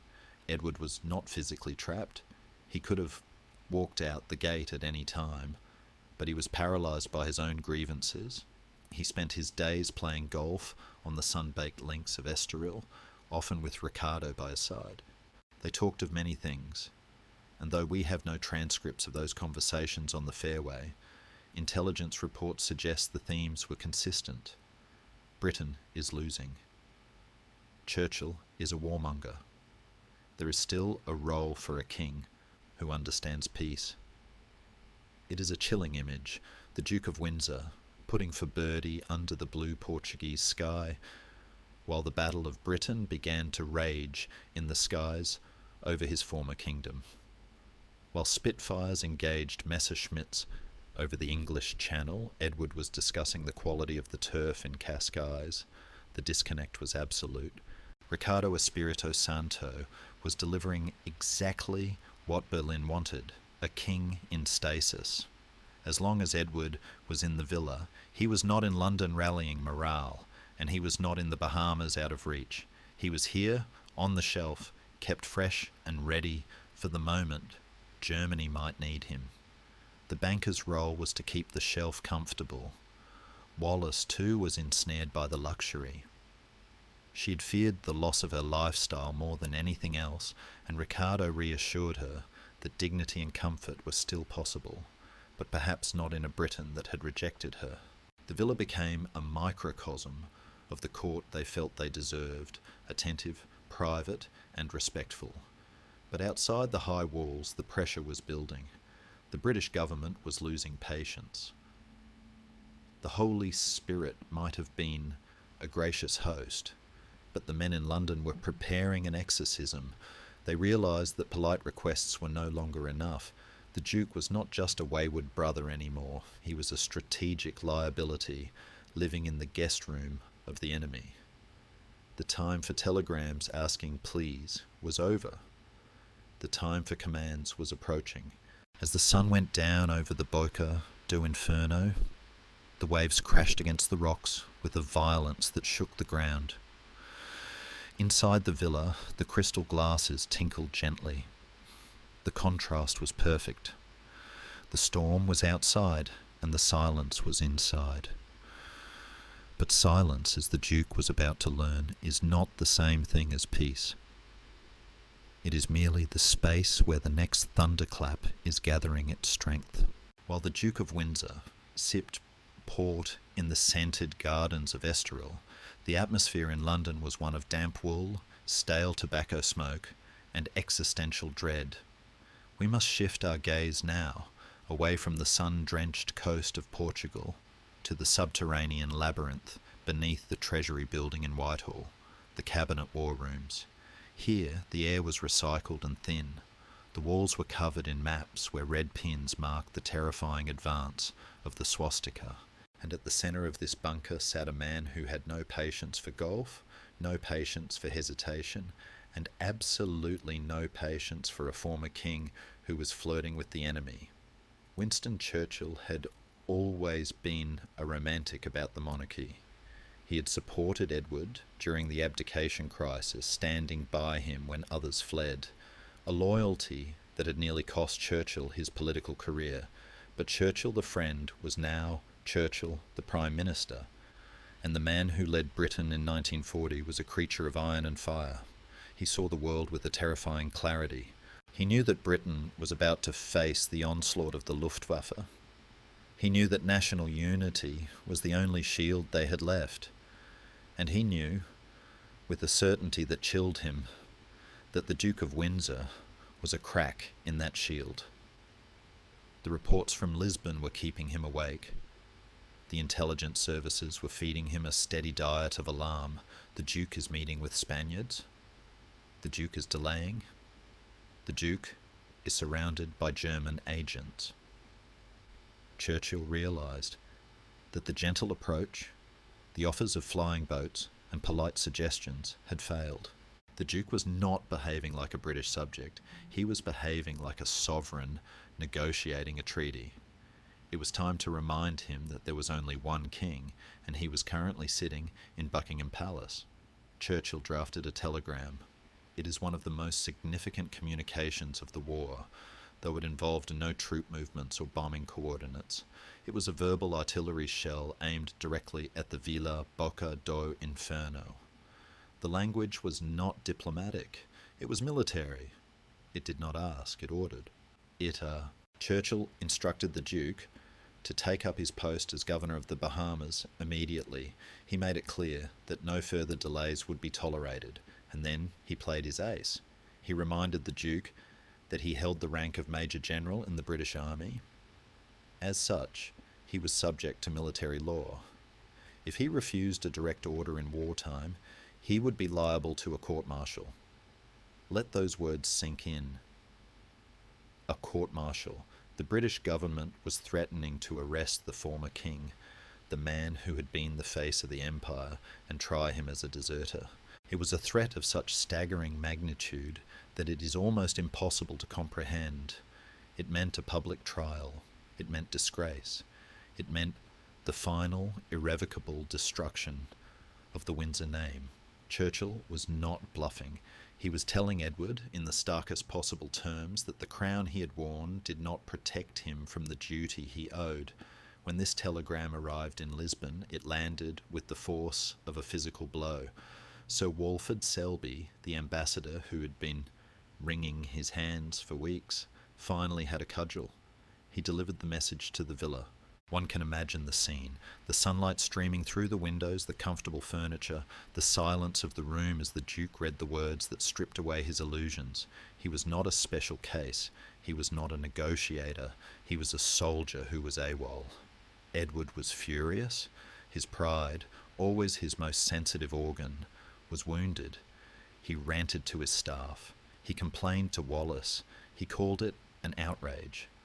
Court-martial me. He might have sputtered. They wouldn't dare. But deep down beneath the bluster, fear began to take root. Edward knew Churchill. He knew the Prime Minister's capacity for ruthlessness when the fate of the nation was at stake. He realised that the game had changed. This was no longer a family squabble about titles or money. This was war. The Germans, of course, were monitoring this pressure. They saw the Duke's anxiety and tried to use it. They whispered that Churchill was a madman, that the threat was proof of Britain's hostility. See, they said, they treat you like a criminal. Come to Spain, where you will be treated like a hero. It was a powerful counter-argument. If the Duke had been a stronger man, or perhaps a more reckless one, this might have been the tipping point where he defected. But the threat of the court-martial had a grounding effect. It was a cold splash of reality. It reminded Edward that he was still British, and that to turn his back on the order wasn't just an act of defiance, it was an act of treason that would be prosecuted. Churchill followed up the threat with action. He dispatched another figure to Lisbon, a man named Sir Walter Monckton. We met him briefly before, but now his role was crucial. Monckton was the Duke's lawyer, his confidant, the man who had held his hand during the abdication. He was the only person Edward trusted completely. Churchill sent him not to negotiate, but to facilitate. Monckton arrived in Lisbon with a clear mission. Get him on the ship, do whatever it takes, soothe his ego, pack his bags, carry his dogs, just get him out of Europe. Monckton found the Duke in a state of paralysis. The villa was full of rumours. The Duke was convinced the British Secret Service was going to kill him. He was convinced the Germans were his friends. Monckton had to sit with him, drink with him, and patiently dismantle the walls of paranoia that Shelonburgg and Rivera had built. He had to explain, gently but firmly, that the court-martial was real, and that the only way to save his reputation and his pension was to go to the Bahamas. The thunder from London had cleared the air, but it had left a ringing in the Duke's ears. He looked at Wallace, who was terrified of the Atlantic crossing and the boredom of the Caribbean. He looked at Ricardo, his gracious host who offered safety in Spain, and he looked at the telegram from Churchill, which offered nothing but duty and a threat. It was the hardest choice of his life. To stay was to become a traitor. To go was to become an exile. The British government had drawn a line in the sand. They had signalled that the era of indulging the Duke was over. They were willing to break him, to save him from himself. The tension in the villa shifted from the languid weight of the previous weeks to a frantic, cornered energy. The clock was ticking. The ship, the Excalibur, was scheduled to dock soon. The thunder had rolled. Now the storm was overhead, and the Duke had to decide whether to seek shelter in the empire he had left or step out into the rain with the wolves who were waiting to welcome him. The silence of the villa was broken by the sound of packing crates being hammered shut, a sound that to the Germans sounded like defeat, but to London sounded like the first faint notes of victory. Churchill's telegram had been a thunderclap, but the silence that followed was not empty. It was filled with the rustling of shadows. If the British strategy was a hammer, the German strategy was a spider web, and in the final weeks of July 1940, Walter Shelonburgg began to spin it with frantic intensity. He knew that the threat of a court-martial had shaken the Duke. He knew the British legal advisor, Sir Walter Monckton, was dismantling the German arguments one by one inside the villa. The prize was slipping away. And so, the order went out from the German embassy: tighten the net. The invisible net was not a military blockade. It was a psychological siege. The villa in Cascais, once a haven of privacy, suddenly felt permeable. The Duke and Duchess began to notice faces that appeared too often: a gardener who lingered too long by the window, a delivery boy who asked too many questions, a car parked down the road that never seemed to move. Shelonburgg had mobilised every asset he had in Lisbon. He bribed servants. He placed agents in the local cafes. He turned the very air around the Windsors into a medium of surveillance. The objective was to create an atmosphere of total insecurity. Shelonburgg wanted the Duke to feel that the British police guarding him were not protectors, but jailers. He wanted him to feel that the villa was not a home, but a holding cell, and crucially, he wanted him to feel that the only people who truly understood his plight were the Germans. To achieve this, Shelonburgg targeted the weak link in the chain, Wallace Simpson. He understood, with the cold insight of a predator, that Edward would endure almost any indignity for himself, but he would panic at the slightest threat to his wife. The German agents began to feed the Duchess a specific poisoned narrative. They whispered to her, through hairdressers, through social acquaintances, through the endless stream of well-wishers, that the British establishment hated her. This, of course, required very little fabrication. It was the one truth that made the lies stick. "They will never accept you," the whispers said. "In the Bahamas, you will be nothing, a governor's wife in a colony of mosquitoes. But in Europe, in a Europe reorganized by Germany, you could be what you were meant to be." They dangled the title that had been denied to her, Her Royal Highness. They hinted at a throne restored. They painted a picture of a triumphant return to London, not as exiles begging for forgiveness, but as monarchs restoring order. It was a fantasy, breathless and absurd, but to a woman who had been shunned by the court and demonized by the press, it was a powerful narcotic. Wallace became agitated. She argued with Monckton. She pressed Edward. The Germans were not just surrounding the house. They were invading the marriage. Simultaneously, Shelonburgg ramped up the fear. He instructed his agents to spread rumours that the British Secret Service had sent a liquidating team to Lisbon. The story was gruesome and detailed. The British realizing the Duke was a liability, were going to arrange an accident before he could reach the Bahamas. They would bomb the ship. They would sabotage the car. Only the Germans can protect you, the agents claimed. Only we can get you to safety in Spain. This was the invisible net at its most insidious. It turned the Duke's protectors into his potential executioners. Edward began to look at his own security detail with suspicion. When a car backfired in the street, he flinched. When a policeman adjusted his holster, he watched the hand. The villa became a claustrophobic echo chamber of paranoia. The British security detail, led by a calm and capable Scotland Yard detective named David Storia, was well aware of the game. They saw the German agents loitering. They intercepted the strange phone calls, but they were in a delicate position. They could not start a shootout in neutral Portugal. They could not arrest the German spies. They had to stand their ground, physically shielding the Duke while he psychologically drifted towards the enemy. It was a silent standoff, fought with glares and body language in the dusty streets of Estoril. There is a scholarly debate about how much the Duke believed during these days. Was he truly duped by the assassination rumours? Or was he simply looking for a pretext to stay in Europe, seizing on these fears to justify his hesitation to London? The truth is likely a muddle of both. Edward was a man who thrived on victimhood. The idea that he was so important, so dangerous, that his own government wanted to kill him fed his ego, even as it terrified him. It confirmed his worldview that he was the central figure of the drama, the tragic hero persecuted by lesser men.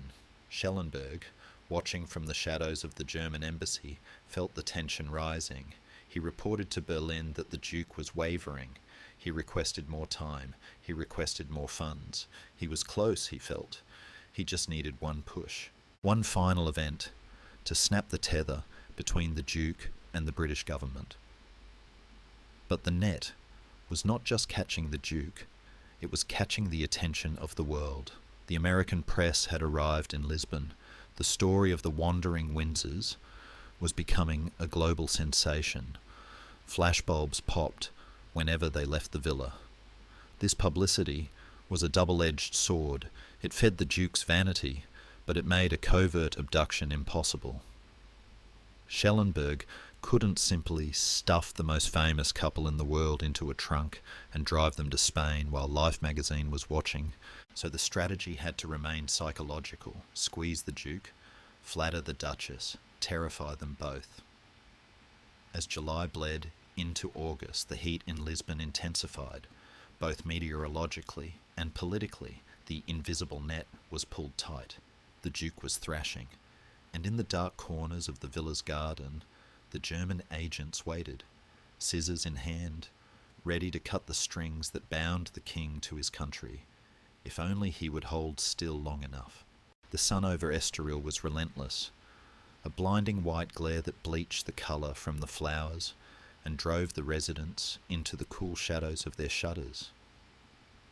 But when night fell, the heat lingered, heavy and suffocating, turning the Villa Boca do Inferno into a pressure cooker of anxiety. It was in these sweating, sleepless hours that Walter Shelonburgg decided to stop whispering and start throwing stones.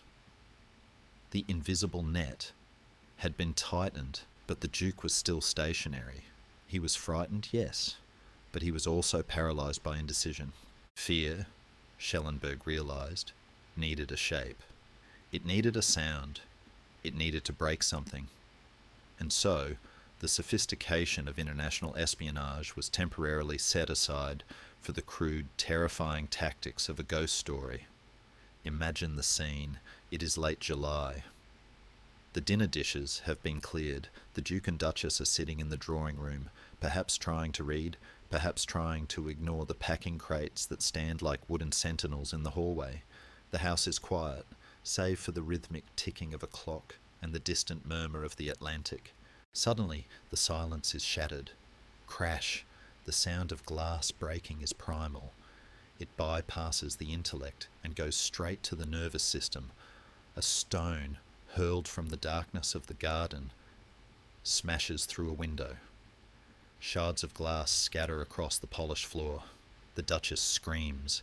The Duke jumps to his feet, his face draining of colour. The dogs enter a frenzy of barking. In the chaos that follows, the stone is retrieved. Perhaps it is wrapped in paper.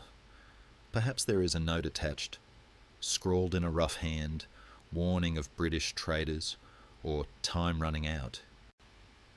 Or perhaps the stone itself is the message, a blunt instrument of violence invading the sanctity of their home. This was not the work of British assassins. It was the work of grown men, officers of the German intelligence service, hiding in the shrubbery like delinquent schoolboys. It possesses a dark, almost farcical absurdity, the might of the Third Reich reduced to vandalism. But to the occupants of the villa, it was not funny. It was the physical manifestation of their worst nightmares. Shelonburgg's agents didn't stop at windows. They orchestrated a symphony of paranoia. Strange noises were heard on the roof. Bushes rustled with deliberate clumsiness. Telephone lines went dead for no reason, then crackled back to life with strange clicks and echoes. The villa was being haunted not by spirits, but by the SS. The psychological impact on the Duke was devastating. He was already prone to suspicion. Now, he was hysterical. He became convinced that the British Secret Service was closing in. "They are trying to scare me," he told his staff. "They are trying to kill me." He looked at Detective Storia and the British security detail with undisguised hostility. In his mind, the men guarding him were the very ones throwing the stones. It was a masterpiece of gaslighting. Shelonburgg had successfully inverted the Duke's reality. The protectors were the villains, and the villains, the Germans waiting in Spain, were the only hope of salvation. There is a historical debate about the specifics of these incidents. Some accounts suggest the stone through the window was a metaphor used by later biographers to describe the pressure. Others, drawing from Shelonburgg's own self-aggrandizing memoirs, describe even more elaborate stunts, including a bouquet of flowers delivered to the Duchess that contained a note warning her that her husband was about to be abducted by British agents. Whether it was broken glass or poisoned roses, the effect was the same. The sanctuary of the villa had been breached. Sir Walter Monckton, the cooler head in this fever dream, had to work overtime to keep the Duke from bolting. He examined the broken window, he looked at the threatening notes, and he likely saw the clumsy fingerprints of German fabrication all over them. "Sir," he would have said, his voice calm and steady, "the British government does not throw rocks. We send telegrams, but logic struggles against fear." The Duke demanded more guards, then refused to trust the guards he had. He slept poorly, he paced, he wrote frantic letters. The atmosphere in the villa became toxic. The servants walked on eggshells. The Duchess, whose nerves were already frayed, began to urge Edward to accept the Spanish offer. "Let's just go," she might have pleaded. "Let's go to the hunting lodge in Granada. Anywhere but here." This was exactly what Shelonburgg wanted. He wanted to stampede the cattle. He wanted the Duke to make a run for it, to jump into a car and race for the border, leaving the British agents behind in a cloud of dust. The plan was shifting from a diplomatic seduction to an induced panic. Yet there is a resilience in bureaucracy that often outlasts hysteria. The British machinery, slow and unromantic, kept grinding forward. The ship, the Excalibur, was delayed, but it was coming. The arrangements for the Bahamas were being finalised. The luggage, the endless, immovable luggage, was being catalogued.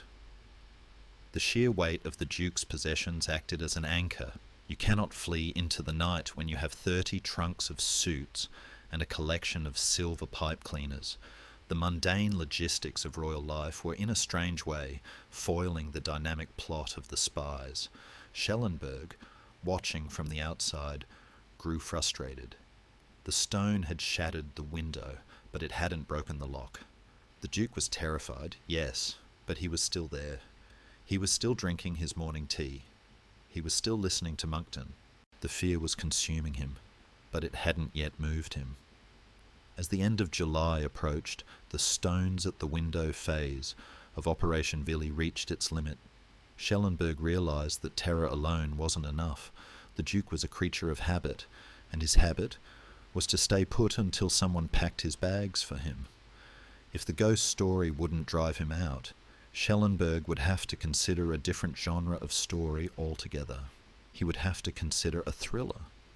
He would have to consider taking the king by force. The nights in Estoril remained hot and loud with the sound of the ocean, but the noises in the garden ceased, replaced by a heavier, more ominous silence. The Germans were no longer throwing stones. They were checking their watches. They were checking their weapons. And inside the villa, the Duke of Windsor stared at the boarded-up window and wondered why the people who claimed to be his friends were the only ones who made him feel so afraid. By the first days of August, the air in Lisbon felt less like oxygen and more like suspended dust. The heat had baked the city into a state of lethargy, but inside the German embassy, Walter Shelonburgg was vibrating with a cold, frantic energy. The stones thrown at the window had failed. The bouquets of flowers with their poisonous notes had failed. The Duke of Windsor was terrified, yes, but he was still sitting in the Villa Bocca do Inferno, paralysed by the very fear Shelonburgg had manufactured. The gentleman's spy realised that he had perhaps done his job too well. He had frozen his target in place when he needed him to run. And so, Shelonburgg moved to the final, most desperate page of his playbook. He concocted a scenario that was a masterpiece of projection. He decided to tell the Duke that the British Secret Service was not just planning to kill him, but to kidnap him first. It was a phantom kidnapping, a plot that existed only in the minds of the liars, designed to justify a real abduction by the very people telling the lie. The narrative Shelonburgg fed to the Duke through the ever-faithful Miguel Primo de Rivera and other intermediaries was cinematic in its detail. "They are coming for you," the whisperers said. "The British agents know you won't go to the Bahamas willingly. They are going to drug you. They are going to board the villa at night. They will drag you onto a warship, and you will wake up in a cell in London, or worse, you will never wake up at all." It was a terrifying inversion of reality. The British government, of course, was doing everything in its power to get the Duke to leave, but their weapon was a ticket on a luxury liner, not a rag soaked in chloroform. But to a man whose ego was already bruised, who felt persecuted by his own family, the idea that his brother's government would resort to gangster tactics felt tragically plausible. Shelonburgg offered the solution. "We can save you," the Germans promised, "but we must act fast." The plan for the rescue, which was, in cold fact, a German kidnapping, was detailed in telegrams sent back to Berlin. Shelonburgg scouted the roads leading from Estoril to the Spanish border. He identified choke points where a convoy could be stopped. He arranged for safe houses. He even reportedly gathered a team of Portuguese thugs and German agents who would stage a British attack, allowing the German defenders to whisk the Duke away to safety. It was a play within a play, a false flag operation designed to capture a king by making him believe he was being liberated. But as Shelonburgg plotted this dramatic extraction, he ran into the mundane, immovable wall of reality. That wall was built of two things: the Portuguese secret police and the sheer visibility of the target. Portugal was neutral, but it was a police state. The PVDE, Polícia de Vigilância e Defesa do Estado, led by the formidable Captain Agostinho Lourenço, knew exactly who Shelonburgg was. They knew who his agents were. They were watching the villa with as much intensity as the British and the Germans.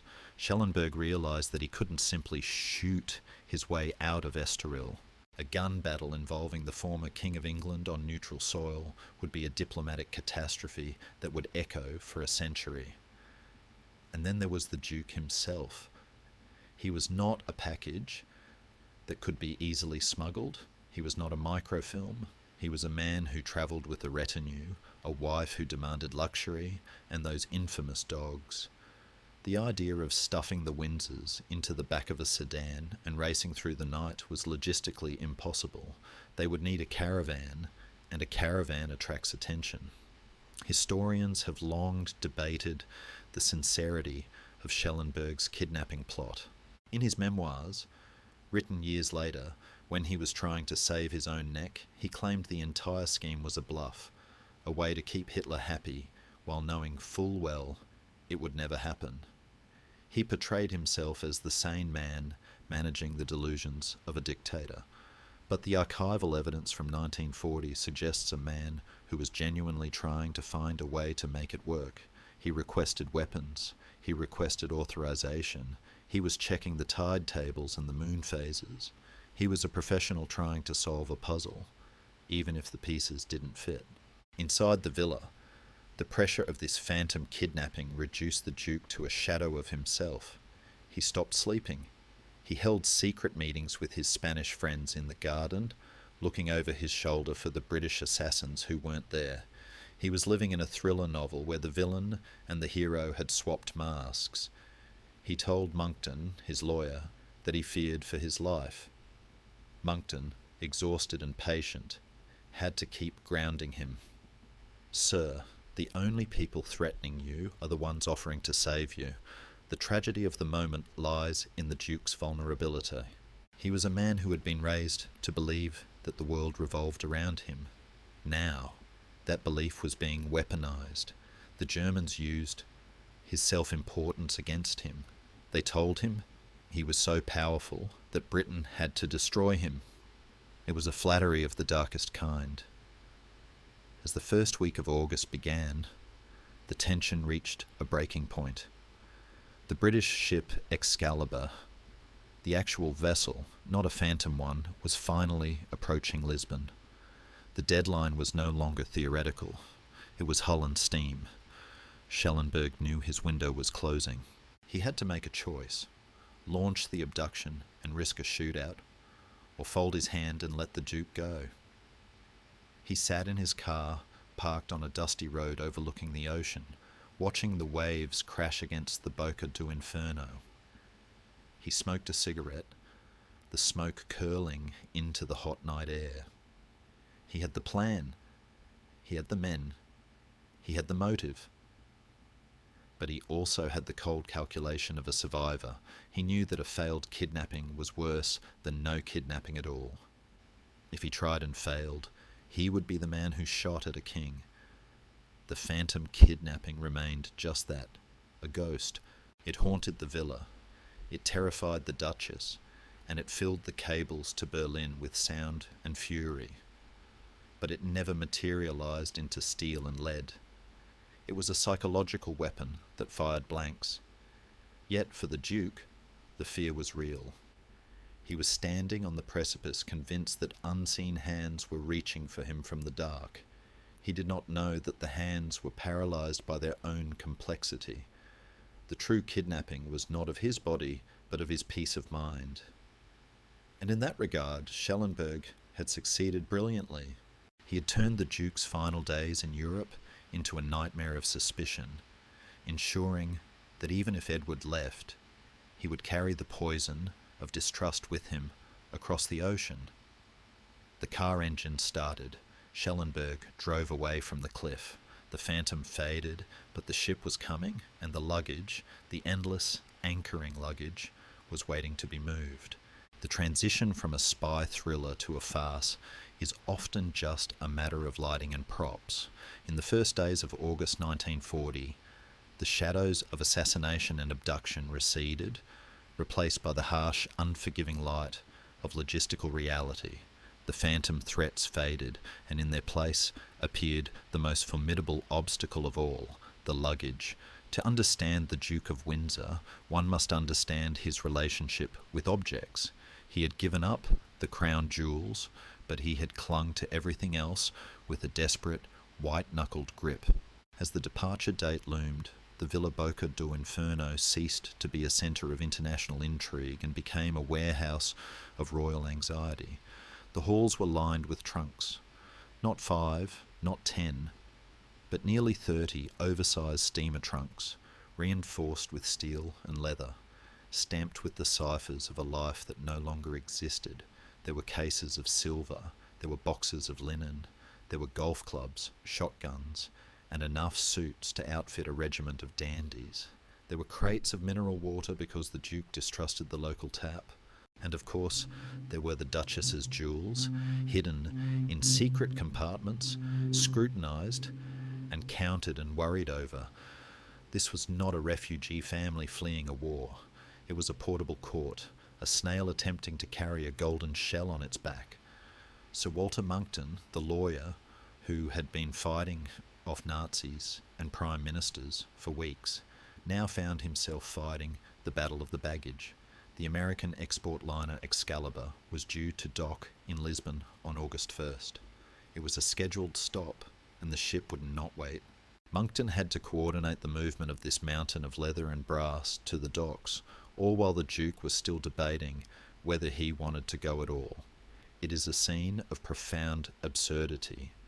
While the Battle of Britain was revving up, with young pilots sleeping in their flight suits waiting for the scramble bell, the former King of England was arguably more stressed about the folding of his trousers. He fretted that the sea air would ruin his clothes. He worried that the cabins on the Excalibur would be too small for the hat boxes. He stalled the departure because a particular set of pipe cleaners could not be found. This obsession with the trivial was not merely vanity, it was a displacement activity. The Duke was terrified of the decision before him. The luggage gave him something he could control. He could order a valet to repack a trunk. He could not order Winston Churchill to stop the war. Outside the villa, Walter Shelonburgg watched the procession of trunks with a sinking heart. To a spy, luggage is a sign of intent. A man who is planning to defect to Spain does not pack for a tropical island. A man who is waiting for a German rescue travels light, but the sheer volume of the Windsor's baggage signalled a finality that no amount of whispering could overcome. The Duke was taking his world with him. Yet Shelonburgg made one last desperate play. On the very morning of the planned departure, a friendly Portuguese official on the German payroll arrived at the villa. He claimed there was an irregularity with the passports. He claimed there was a problem with the dog's vaccination papers. It was a bureaucratic delaying tactic, the administrative equivalent of throwing tax on the road. The Duke, predictably, flared up. He hated bureaucracy. He threatened to cancel the whole trip. If they cannot process a simple form, he might have shouted, "Then we shall simply stay here." Monckton stepped in. He saw the trap.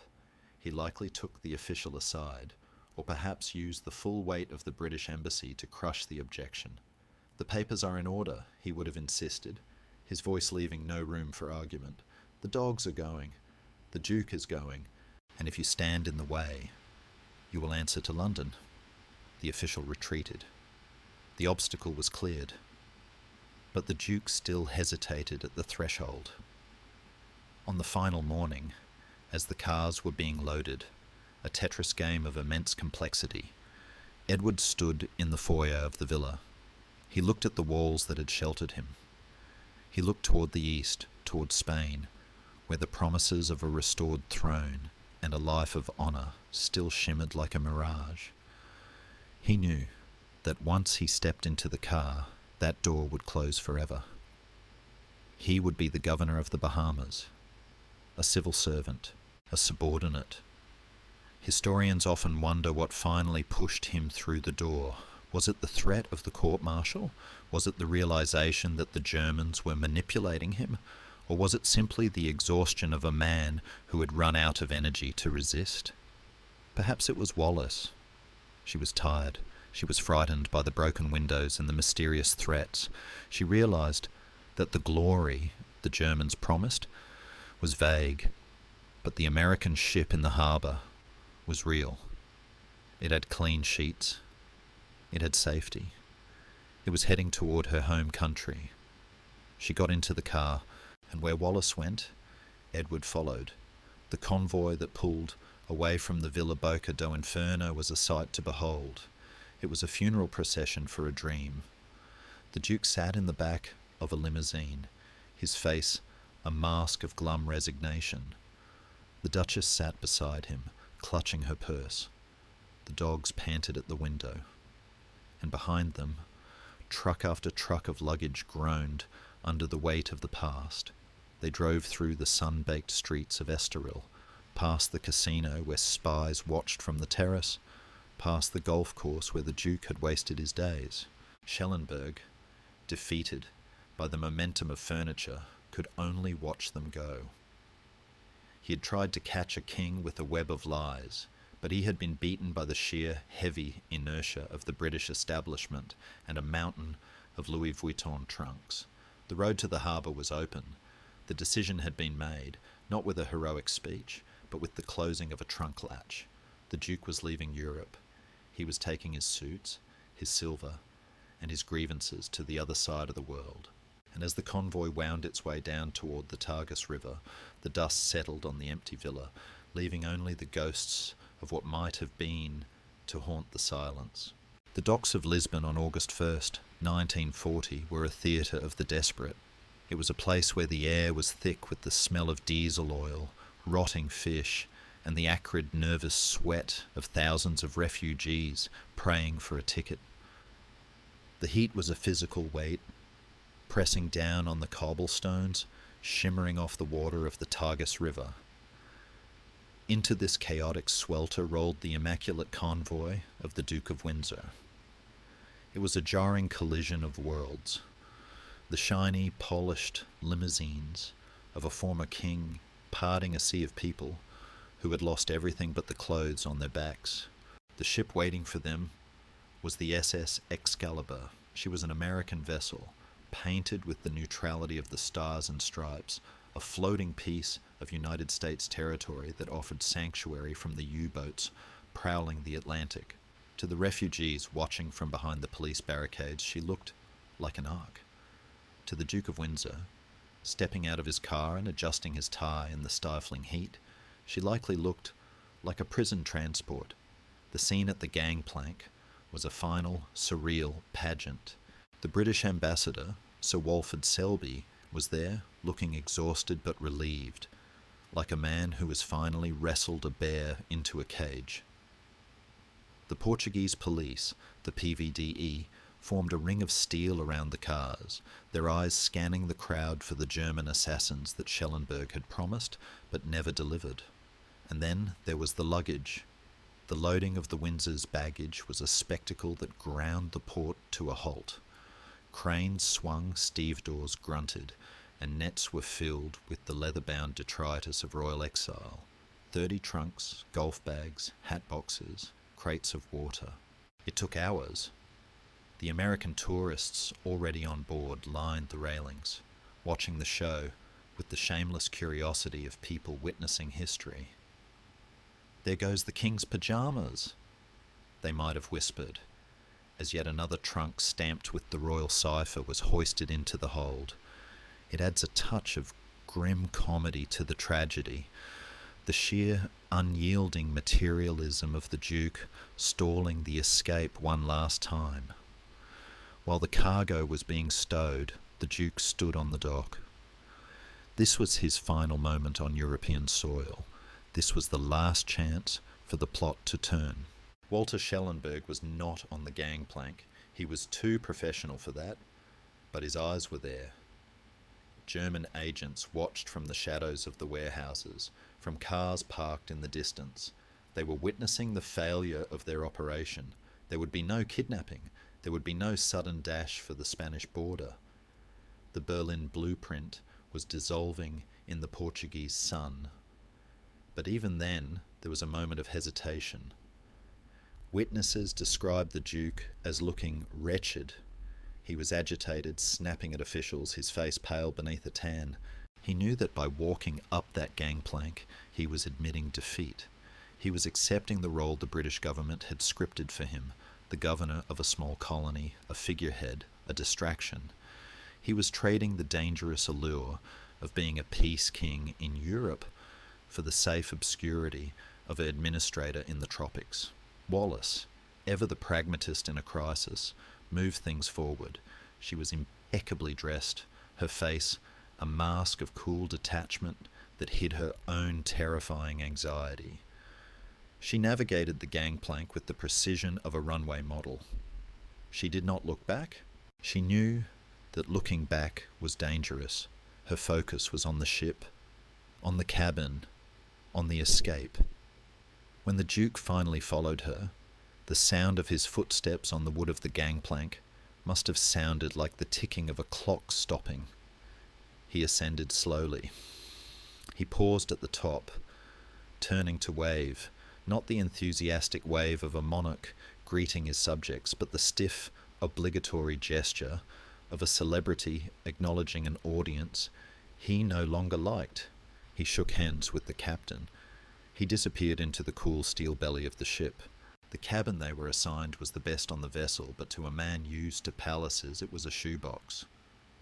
The reality of their new life began to set in immediately. The Excalibur was not a royal yacht. It was a commercial liner packed with people fleeing a war. The Duke and Duchess would have to dine with others. They would have to share the deck. They were no longer the centre of the solar system. They were just passengers in Suite A. As the lines were cast off, a silence fell over the party on the dock. The connection to the land was severed. The ship's horn blasted, a deep, mournful sound that echoed off the hills of Lisbon. The water between the hull and the pier began to widen, but Shelonburgg had one final petty card to play. As the Duke entered his cabin, he found a massive arrangement of flowers waiting for him. They were gladioli, stiff and funereal. The card attached was from the German ambassador. It was a final psychological jab, a reminder that they were watching him until the very end, a whisper that said, "We are still here." "You could have stayed." The Duke reportedly looked at the flowers with distaste. He knew what they meant. They were not a bon voyage gift. They were a wreath for his political death. The Excalibur turned its bow toward the Atlantic. The city of Lisbon, with its spies and its secrets, began to shrink. The Villa Bocca do Inferno became a white speck on the coast. The German embassy, where the kidnapping had been planned, faded into the haze. For the British government, the departure was a triumph. The problem had been exported. The telegrams to London were jubilant. "He is gone," they read. "He is safe." Churchill could finally sleep. But for Edward, standing at the rail as the coast of Europe disappeared, it was a funeral. He was leaving behind the only life he understood. He was sailing into a void. The gangplank to nowhere had delivered him to the ocean, and the ocean is a lonely place for a man who needs the reflection of others to know who he is. He had survived the plot. He had escaped the Nazis. But as the ship began to roll with the Atlantic swell, he realized he had also escaped his own relevance. The curtain had fallen on the drama of the King in Exile. The intermission was over, and the next act, set on a small island of coral and limestone, promised to be a very long and very quiet monologue. The engines hummed. The American tourists went to lunch. And the Duke of Windsor, the man who would have been king of the world, went to his cabin to check on his dogs. The Atlantic Ocean is not merely a body of water. In the narrative of history, it often acts as a firewall, a vast, indifferent silence that swallows signals, separates armies, and cools the fever of conspiracies. As the SS Excalibur pushed westward in August 1940, churning a white wake into the deep blue, it was doing something the British government had failed to do for months. It was creating distance. For the Duke and Duchess of Windsor, the voyage was a strange limbo. They were suspended between the dangerous adulation of Europe and the colonial obscurity of the Caribbean. The ship was a neutral zone, a floating piece of America where the war felt distant, heard only in the crackle of the wireless operator's radio, but the peace of the ocean did not bring peace of mind. The Duke was moody and restless. He paced the decks in his impeccably cut suits, a figure of solitary frustration. He was a man who had just played a high-stakes game of poker with destiny, and he knew deep down that he had folded his hand. Fellow passengers later recalled the surreal experience of sharing a dining room with the former King Emperor. He was polite, but there was a glass wall around him. He would smile, make small talk about the weather or the stabilizers, and then retreat behind the barrier of his own thoughts. He was likely replaying the events in Lisbon, the broken windows, the whispers of Rivera, the telegrams from Churchill. He was trying to untangle the web of lies to see where the truth lay, but the truth is a difficult thing to find when you are the centre of the deception. While the Duke stared at the horizon, back in Berlin, the architect of the plot was facing a different kind of reckoning. Walter Shelonburgg had returned to the Reich Main Security Office. He did not return in triumph with the king in handcuffs. He returned with a folder full of excuses. He had to explain to Ribbentrop and ultimately to Hitler why the Windsor project had failed. Shelonburgg, a master of survival, spun a narrative that absolved him of blame. In his report, he painted a picture of a duke who was practically a prisoner, surrounded by a demonic British security detail that made contact impossible. He blamed the psychological fragility of the Duchess. He blamed the arrival of the American press. He blamed everyone but himself. Hitler, whose attention was already shifting toward the planned invasion of Russia, accepted the failure with a shrug. The moment had passed. The Peace King was gone. The file on Operation Willie was not closed. The Nazis never truly closed a file, but it was moved to the dusty shelves of might have been. Back on the ocean, the Excalibur made a stop in Bermuda. It was a brief interlude, a dress rehearsal for the Exile to come. The humidity hit them like a wet towel. The local officials bowed and scraped, but the informality of the setting was jarring. The Duke, who was used to the grandeur of Windsor Castle and the chic salons of Paris, was now inspecting colonial guards in tropical shorts. It was a visual shorthand for his diminished status. The final leg of the journey took them to Nassau, the capital of the Bahamas. They arrived on August 17, 1940. If Lisbon had been a city of light and intrigue, Nassau was a sleepy, sun-baked outpost of empire. The heat was ferocious, the air buzzed with mosquitoes. The governor's mansion, which was to be their home, was in a state of disrepair. Peeling paint, worn furniture, and a general air of neglect that mirrored the Duke's own career. When they stepped off the boat in Nassau, the transformation was complete. Edward was no longer the central figure of a European drama. He was a colonial administrator. His job was no longer to negotiate with dictators, but to oversee the price of sponges and quell labour riots. The British government had succeeded. They had placed the Duke in a golden jar and screwed the lid on tight. However, historians still argue about just how safe the Duke really was. There is a persistent debate about whether he continued to communicate with the Germans from the Bahamas. Some evidence suggests that he tried to send messages through couriers, desperate attempts to keep a line open to the world he had left. There are rumours of coded letters sent to friends in neutral countries, of whispers that travelled back across the Atlantic. But these were the echoes of a ghost. The reality was that the ocean was too wide. The German agents could not throw stones through the windows of Government House in Nassau. Shelonburgg could not send flowers. The physical link was broken. The ocean between them was not just the water separating the Bahamas from Portugal.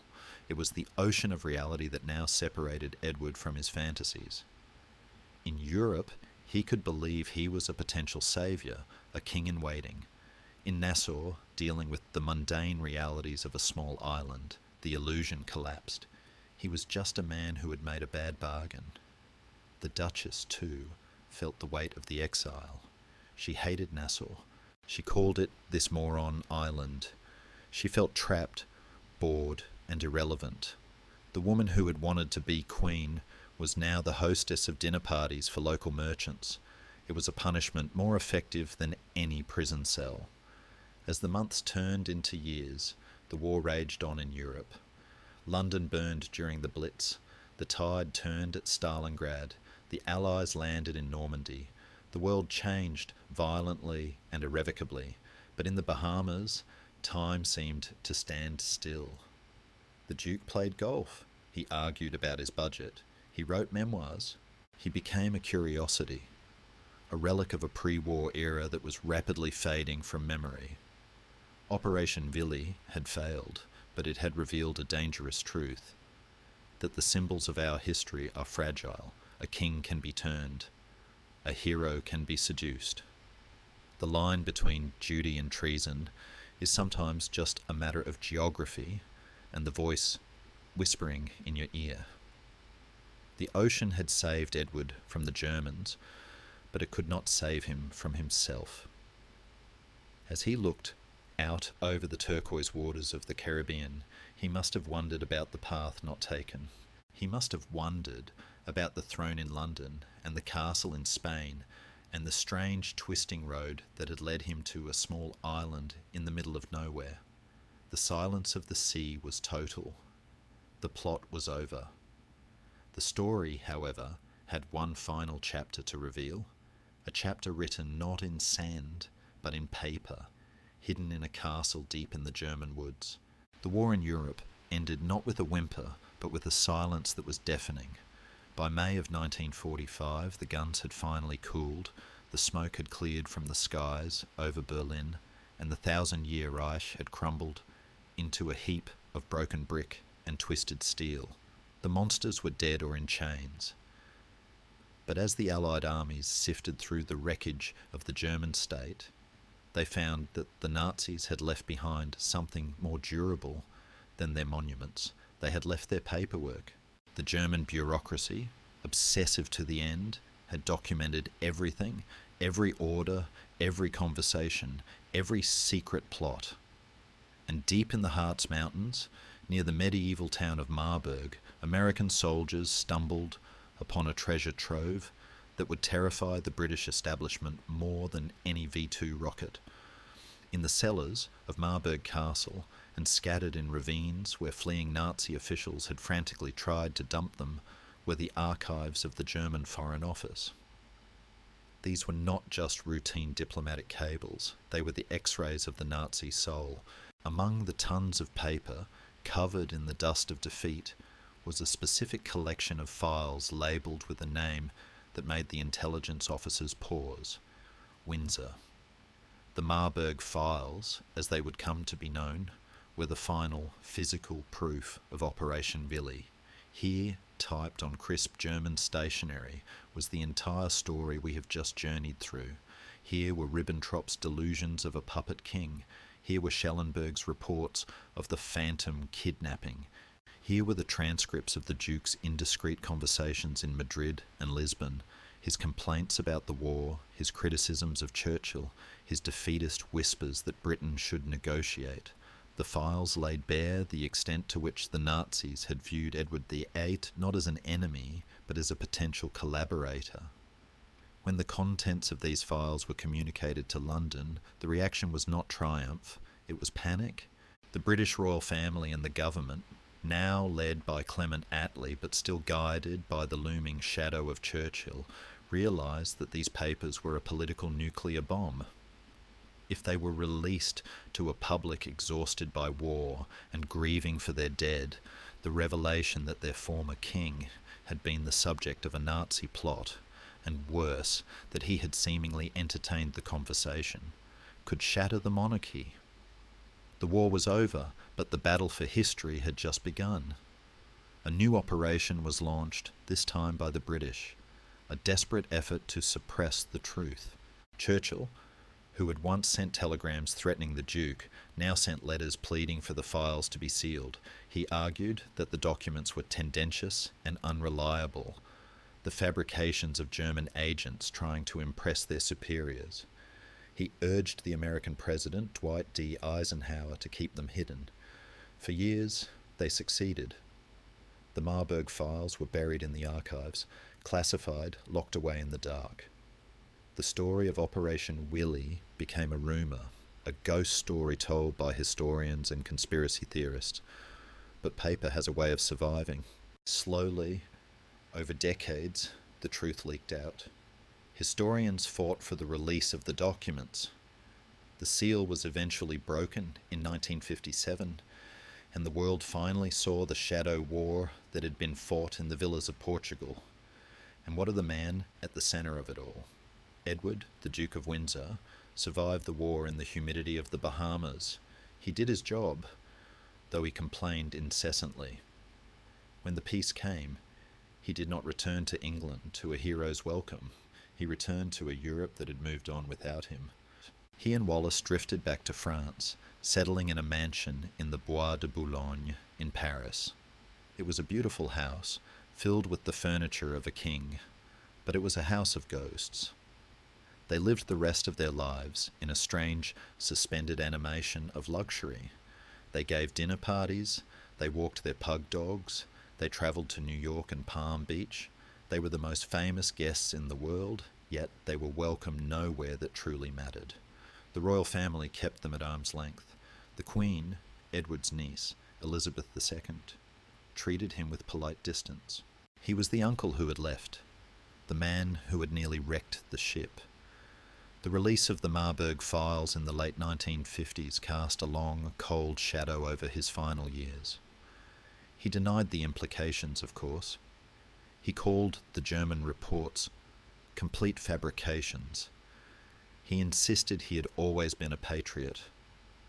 And perhaps in his own mind, he was. Historians still argue fiercely about the contents of his heart. Was he a traitor who wanted to see Britain fall, or was he simply a foolish, vain man who was out of his depth, a man who thought he could charm tigers and was surprised when they showed their teeth? The consensus leans toward the latter, that Edward was not a villain in the Shakespearean sense, but a tragic figure of weakness. He was a man who believed that his personality was more powerful than history, and he was wrong. He died in 1972, a frail, shrunken figure in a silk dressing gown, his body finally failing the ego that had sustained it for so long. Wallace lived on for another 14 years, descending into dementia, alone in the house of silent servants and ticking clocks. The story of Operation Willie ends not with a bang, but with the quiet rustling of pages in an archive. It serves as a reminder that the most dangerous battles are often the ones fought in secret in the minds of men, where the lines between friend and enemy blur.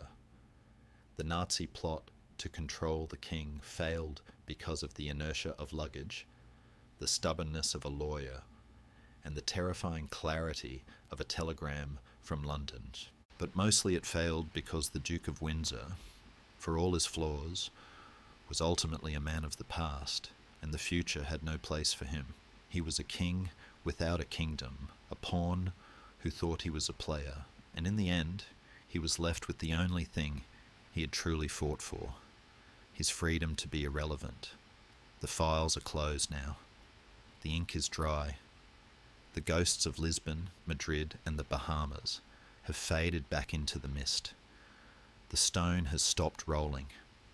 The window is repaired, and the history books, heavy with the weight of what happened and what almost happened, are finally placed back on the shelf, leaving only the silence of a story fully told. Sweet dreams.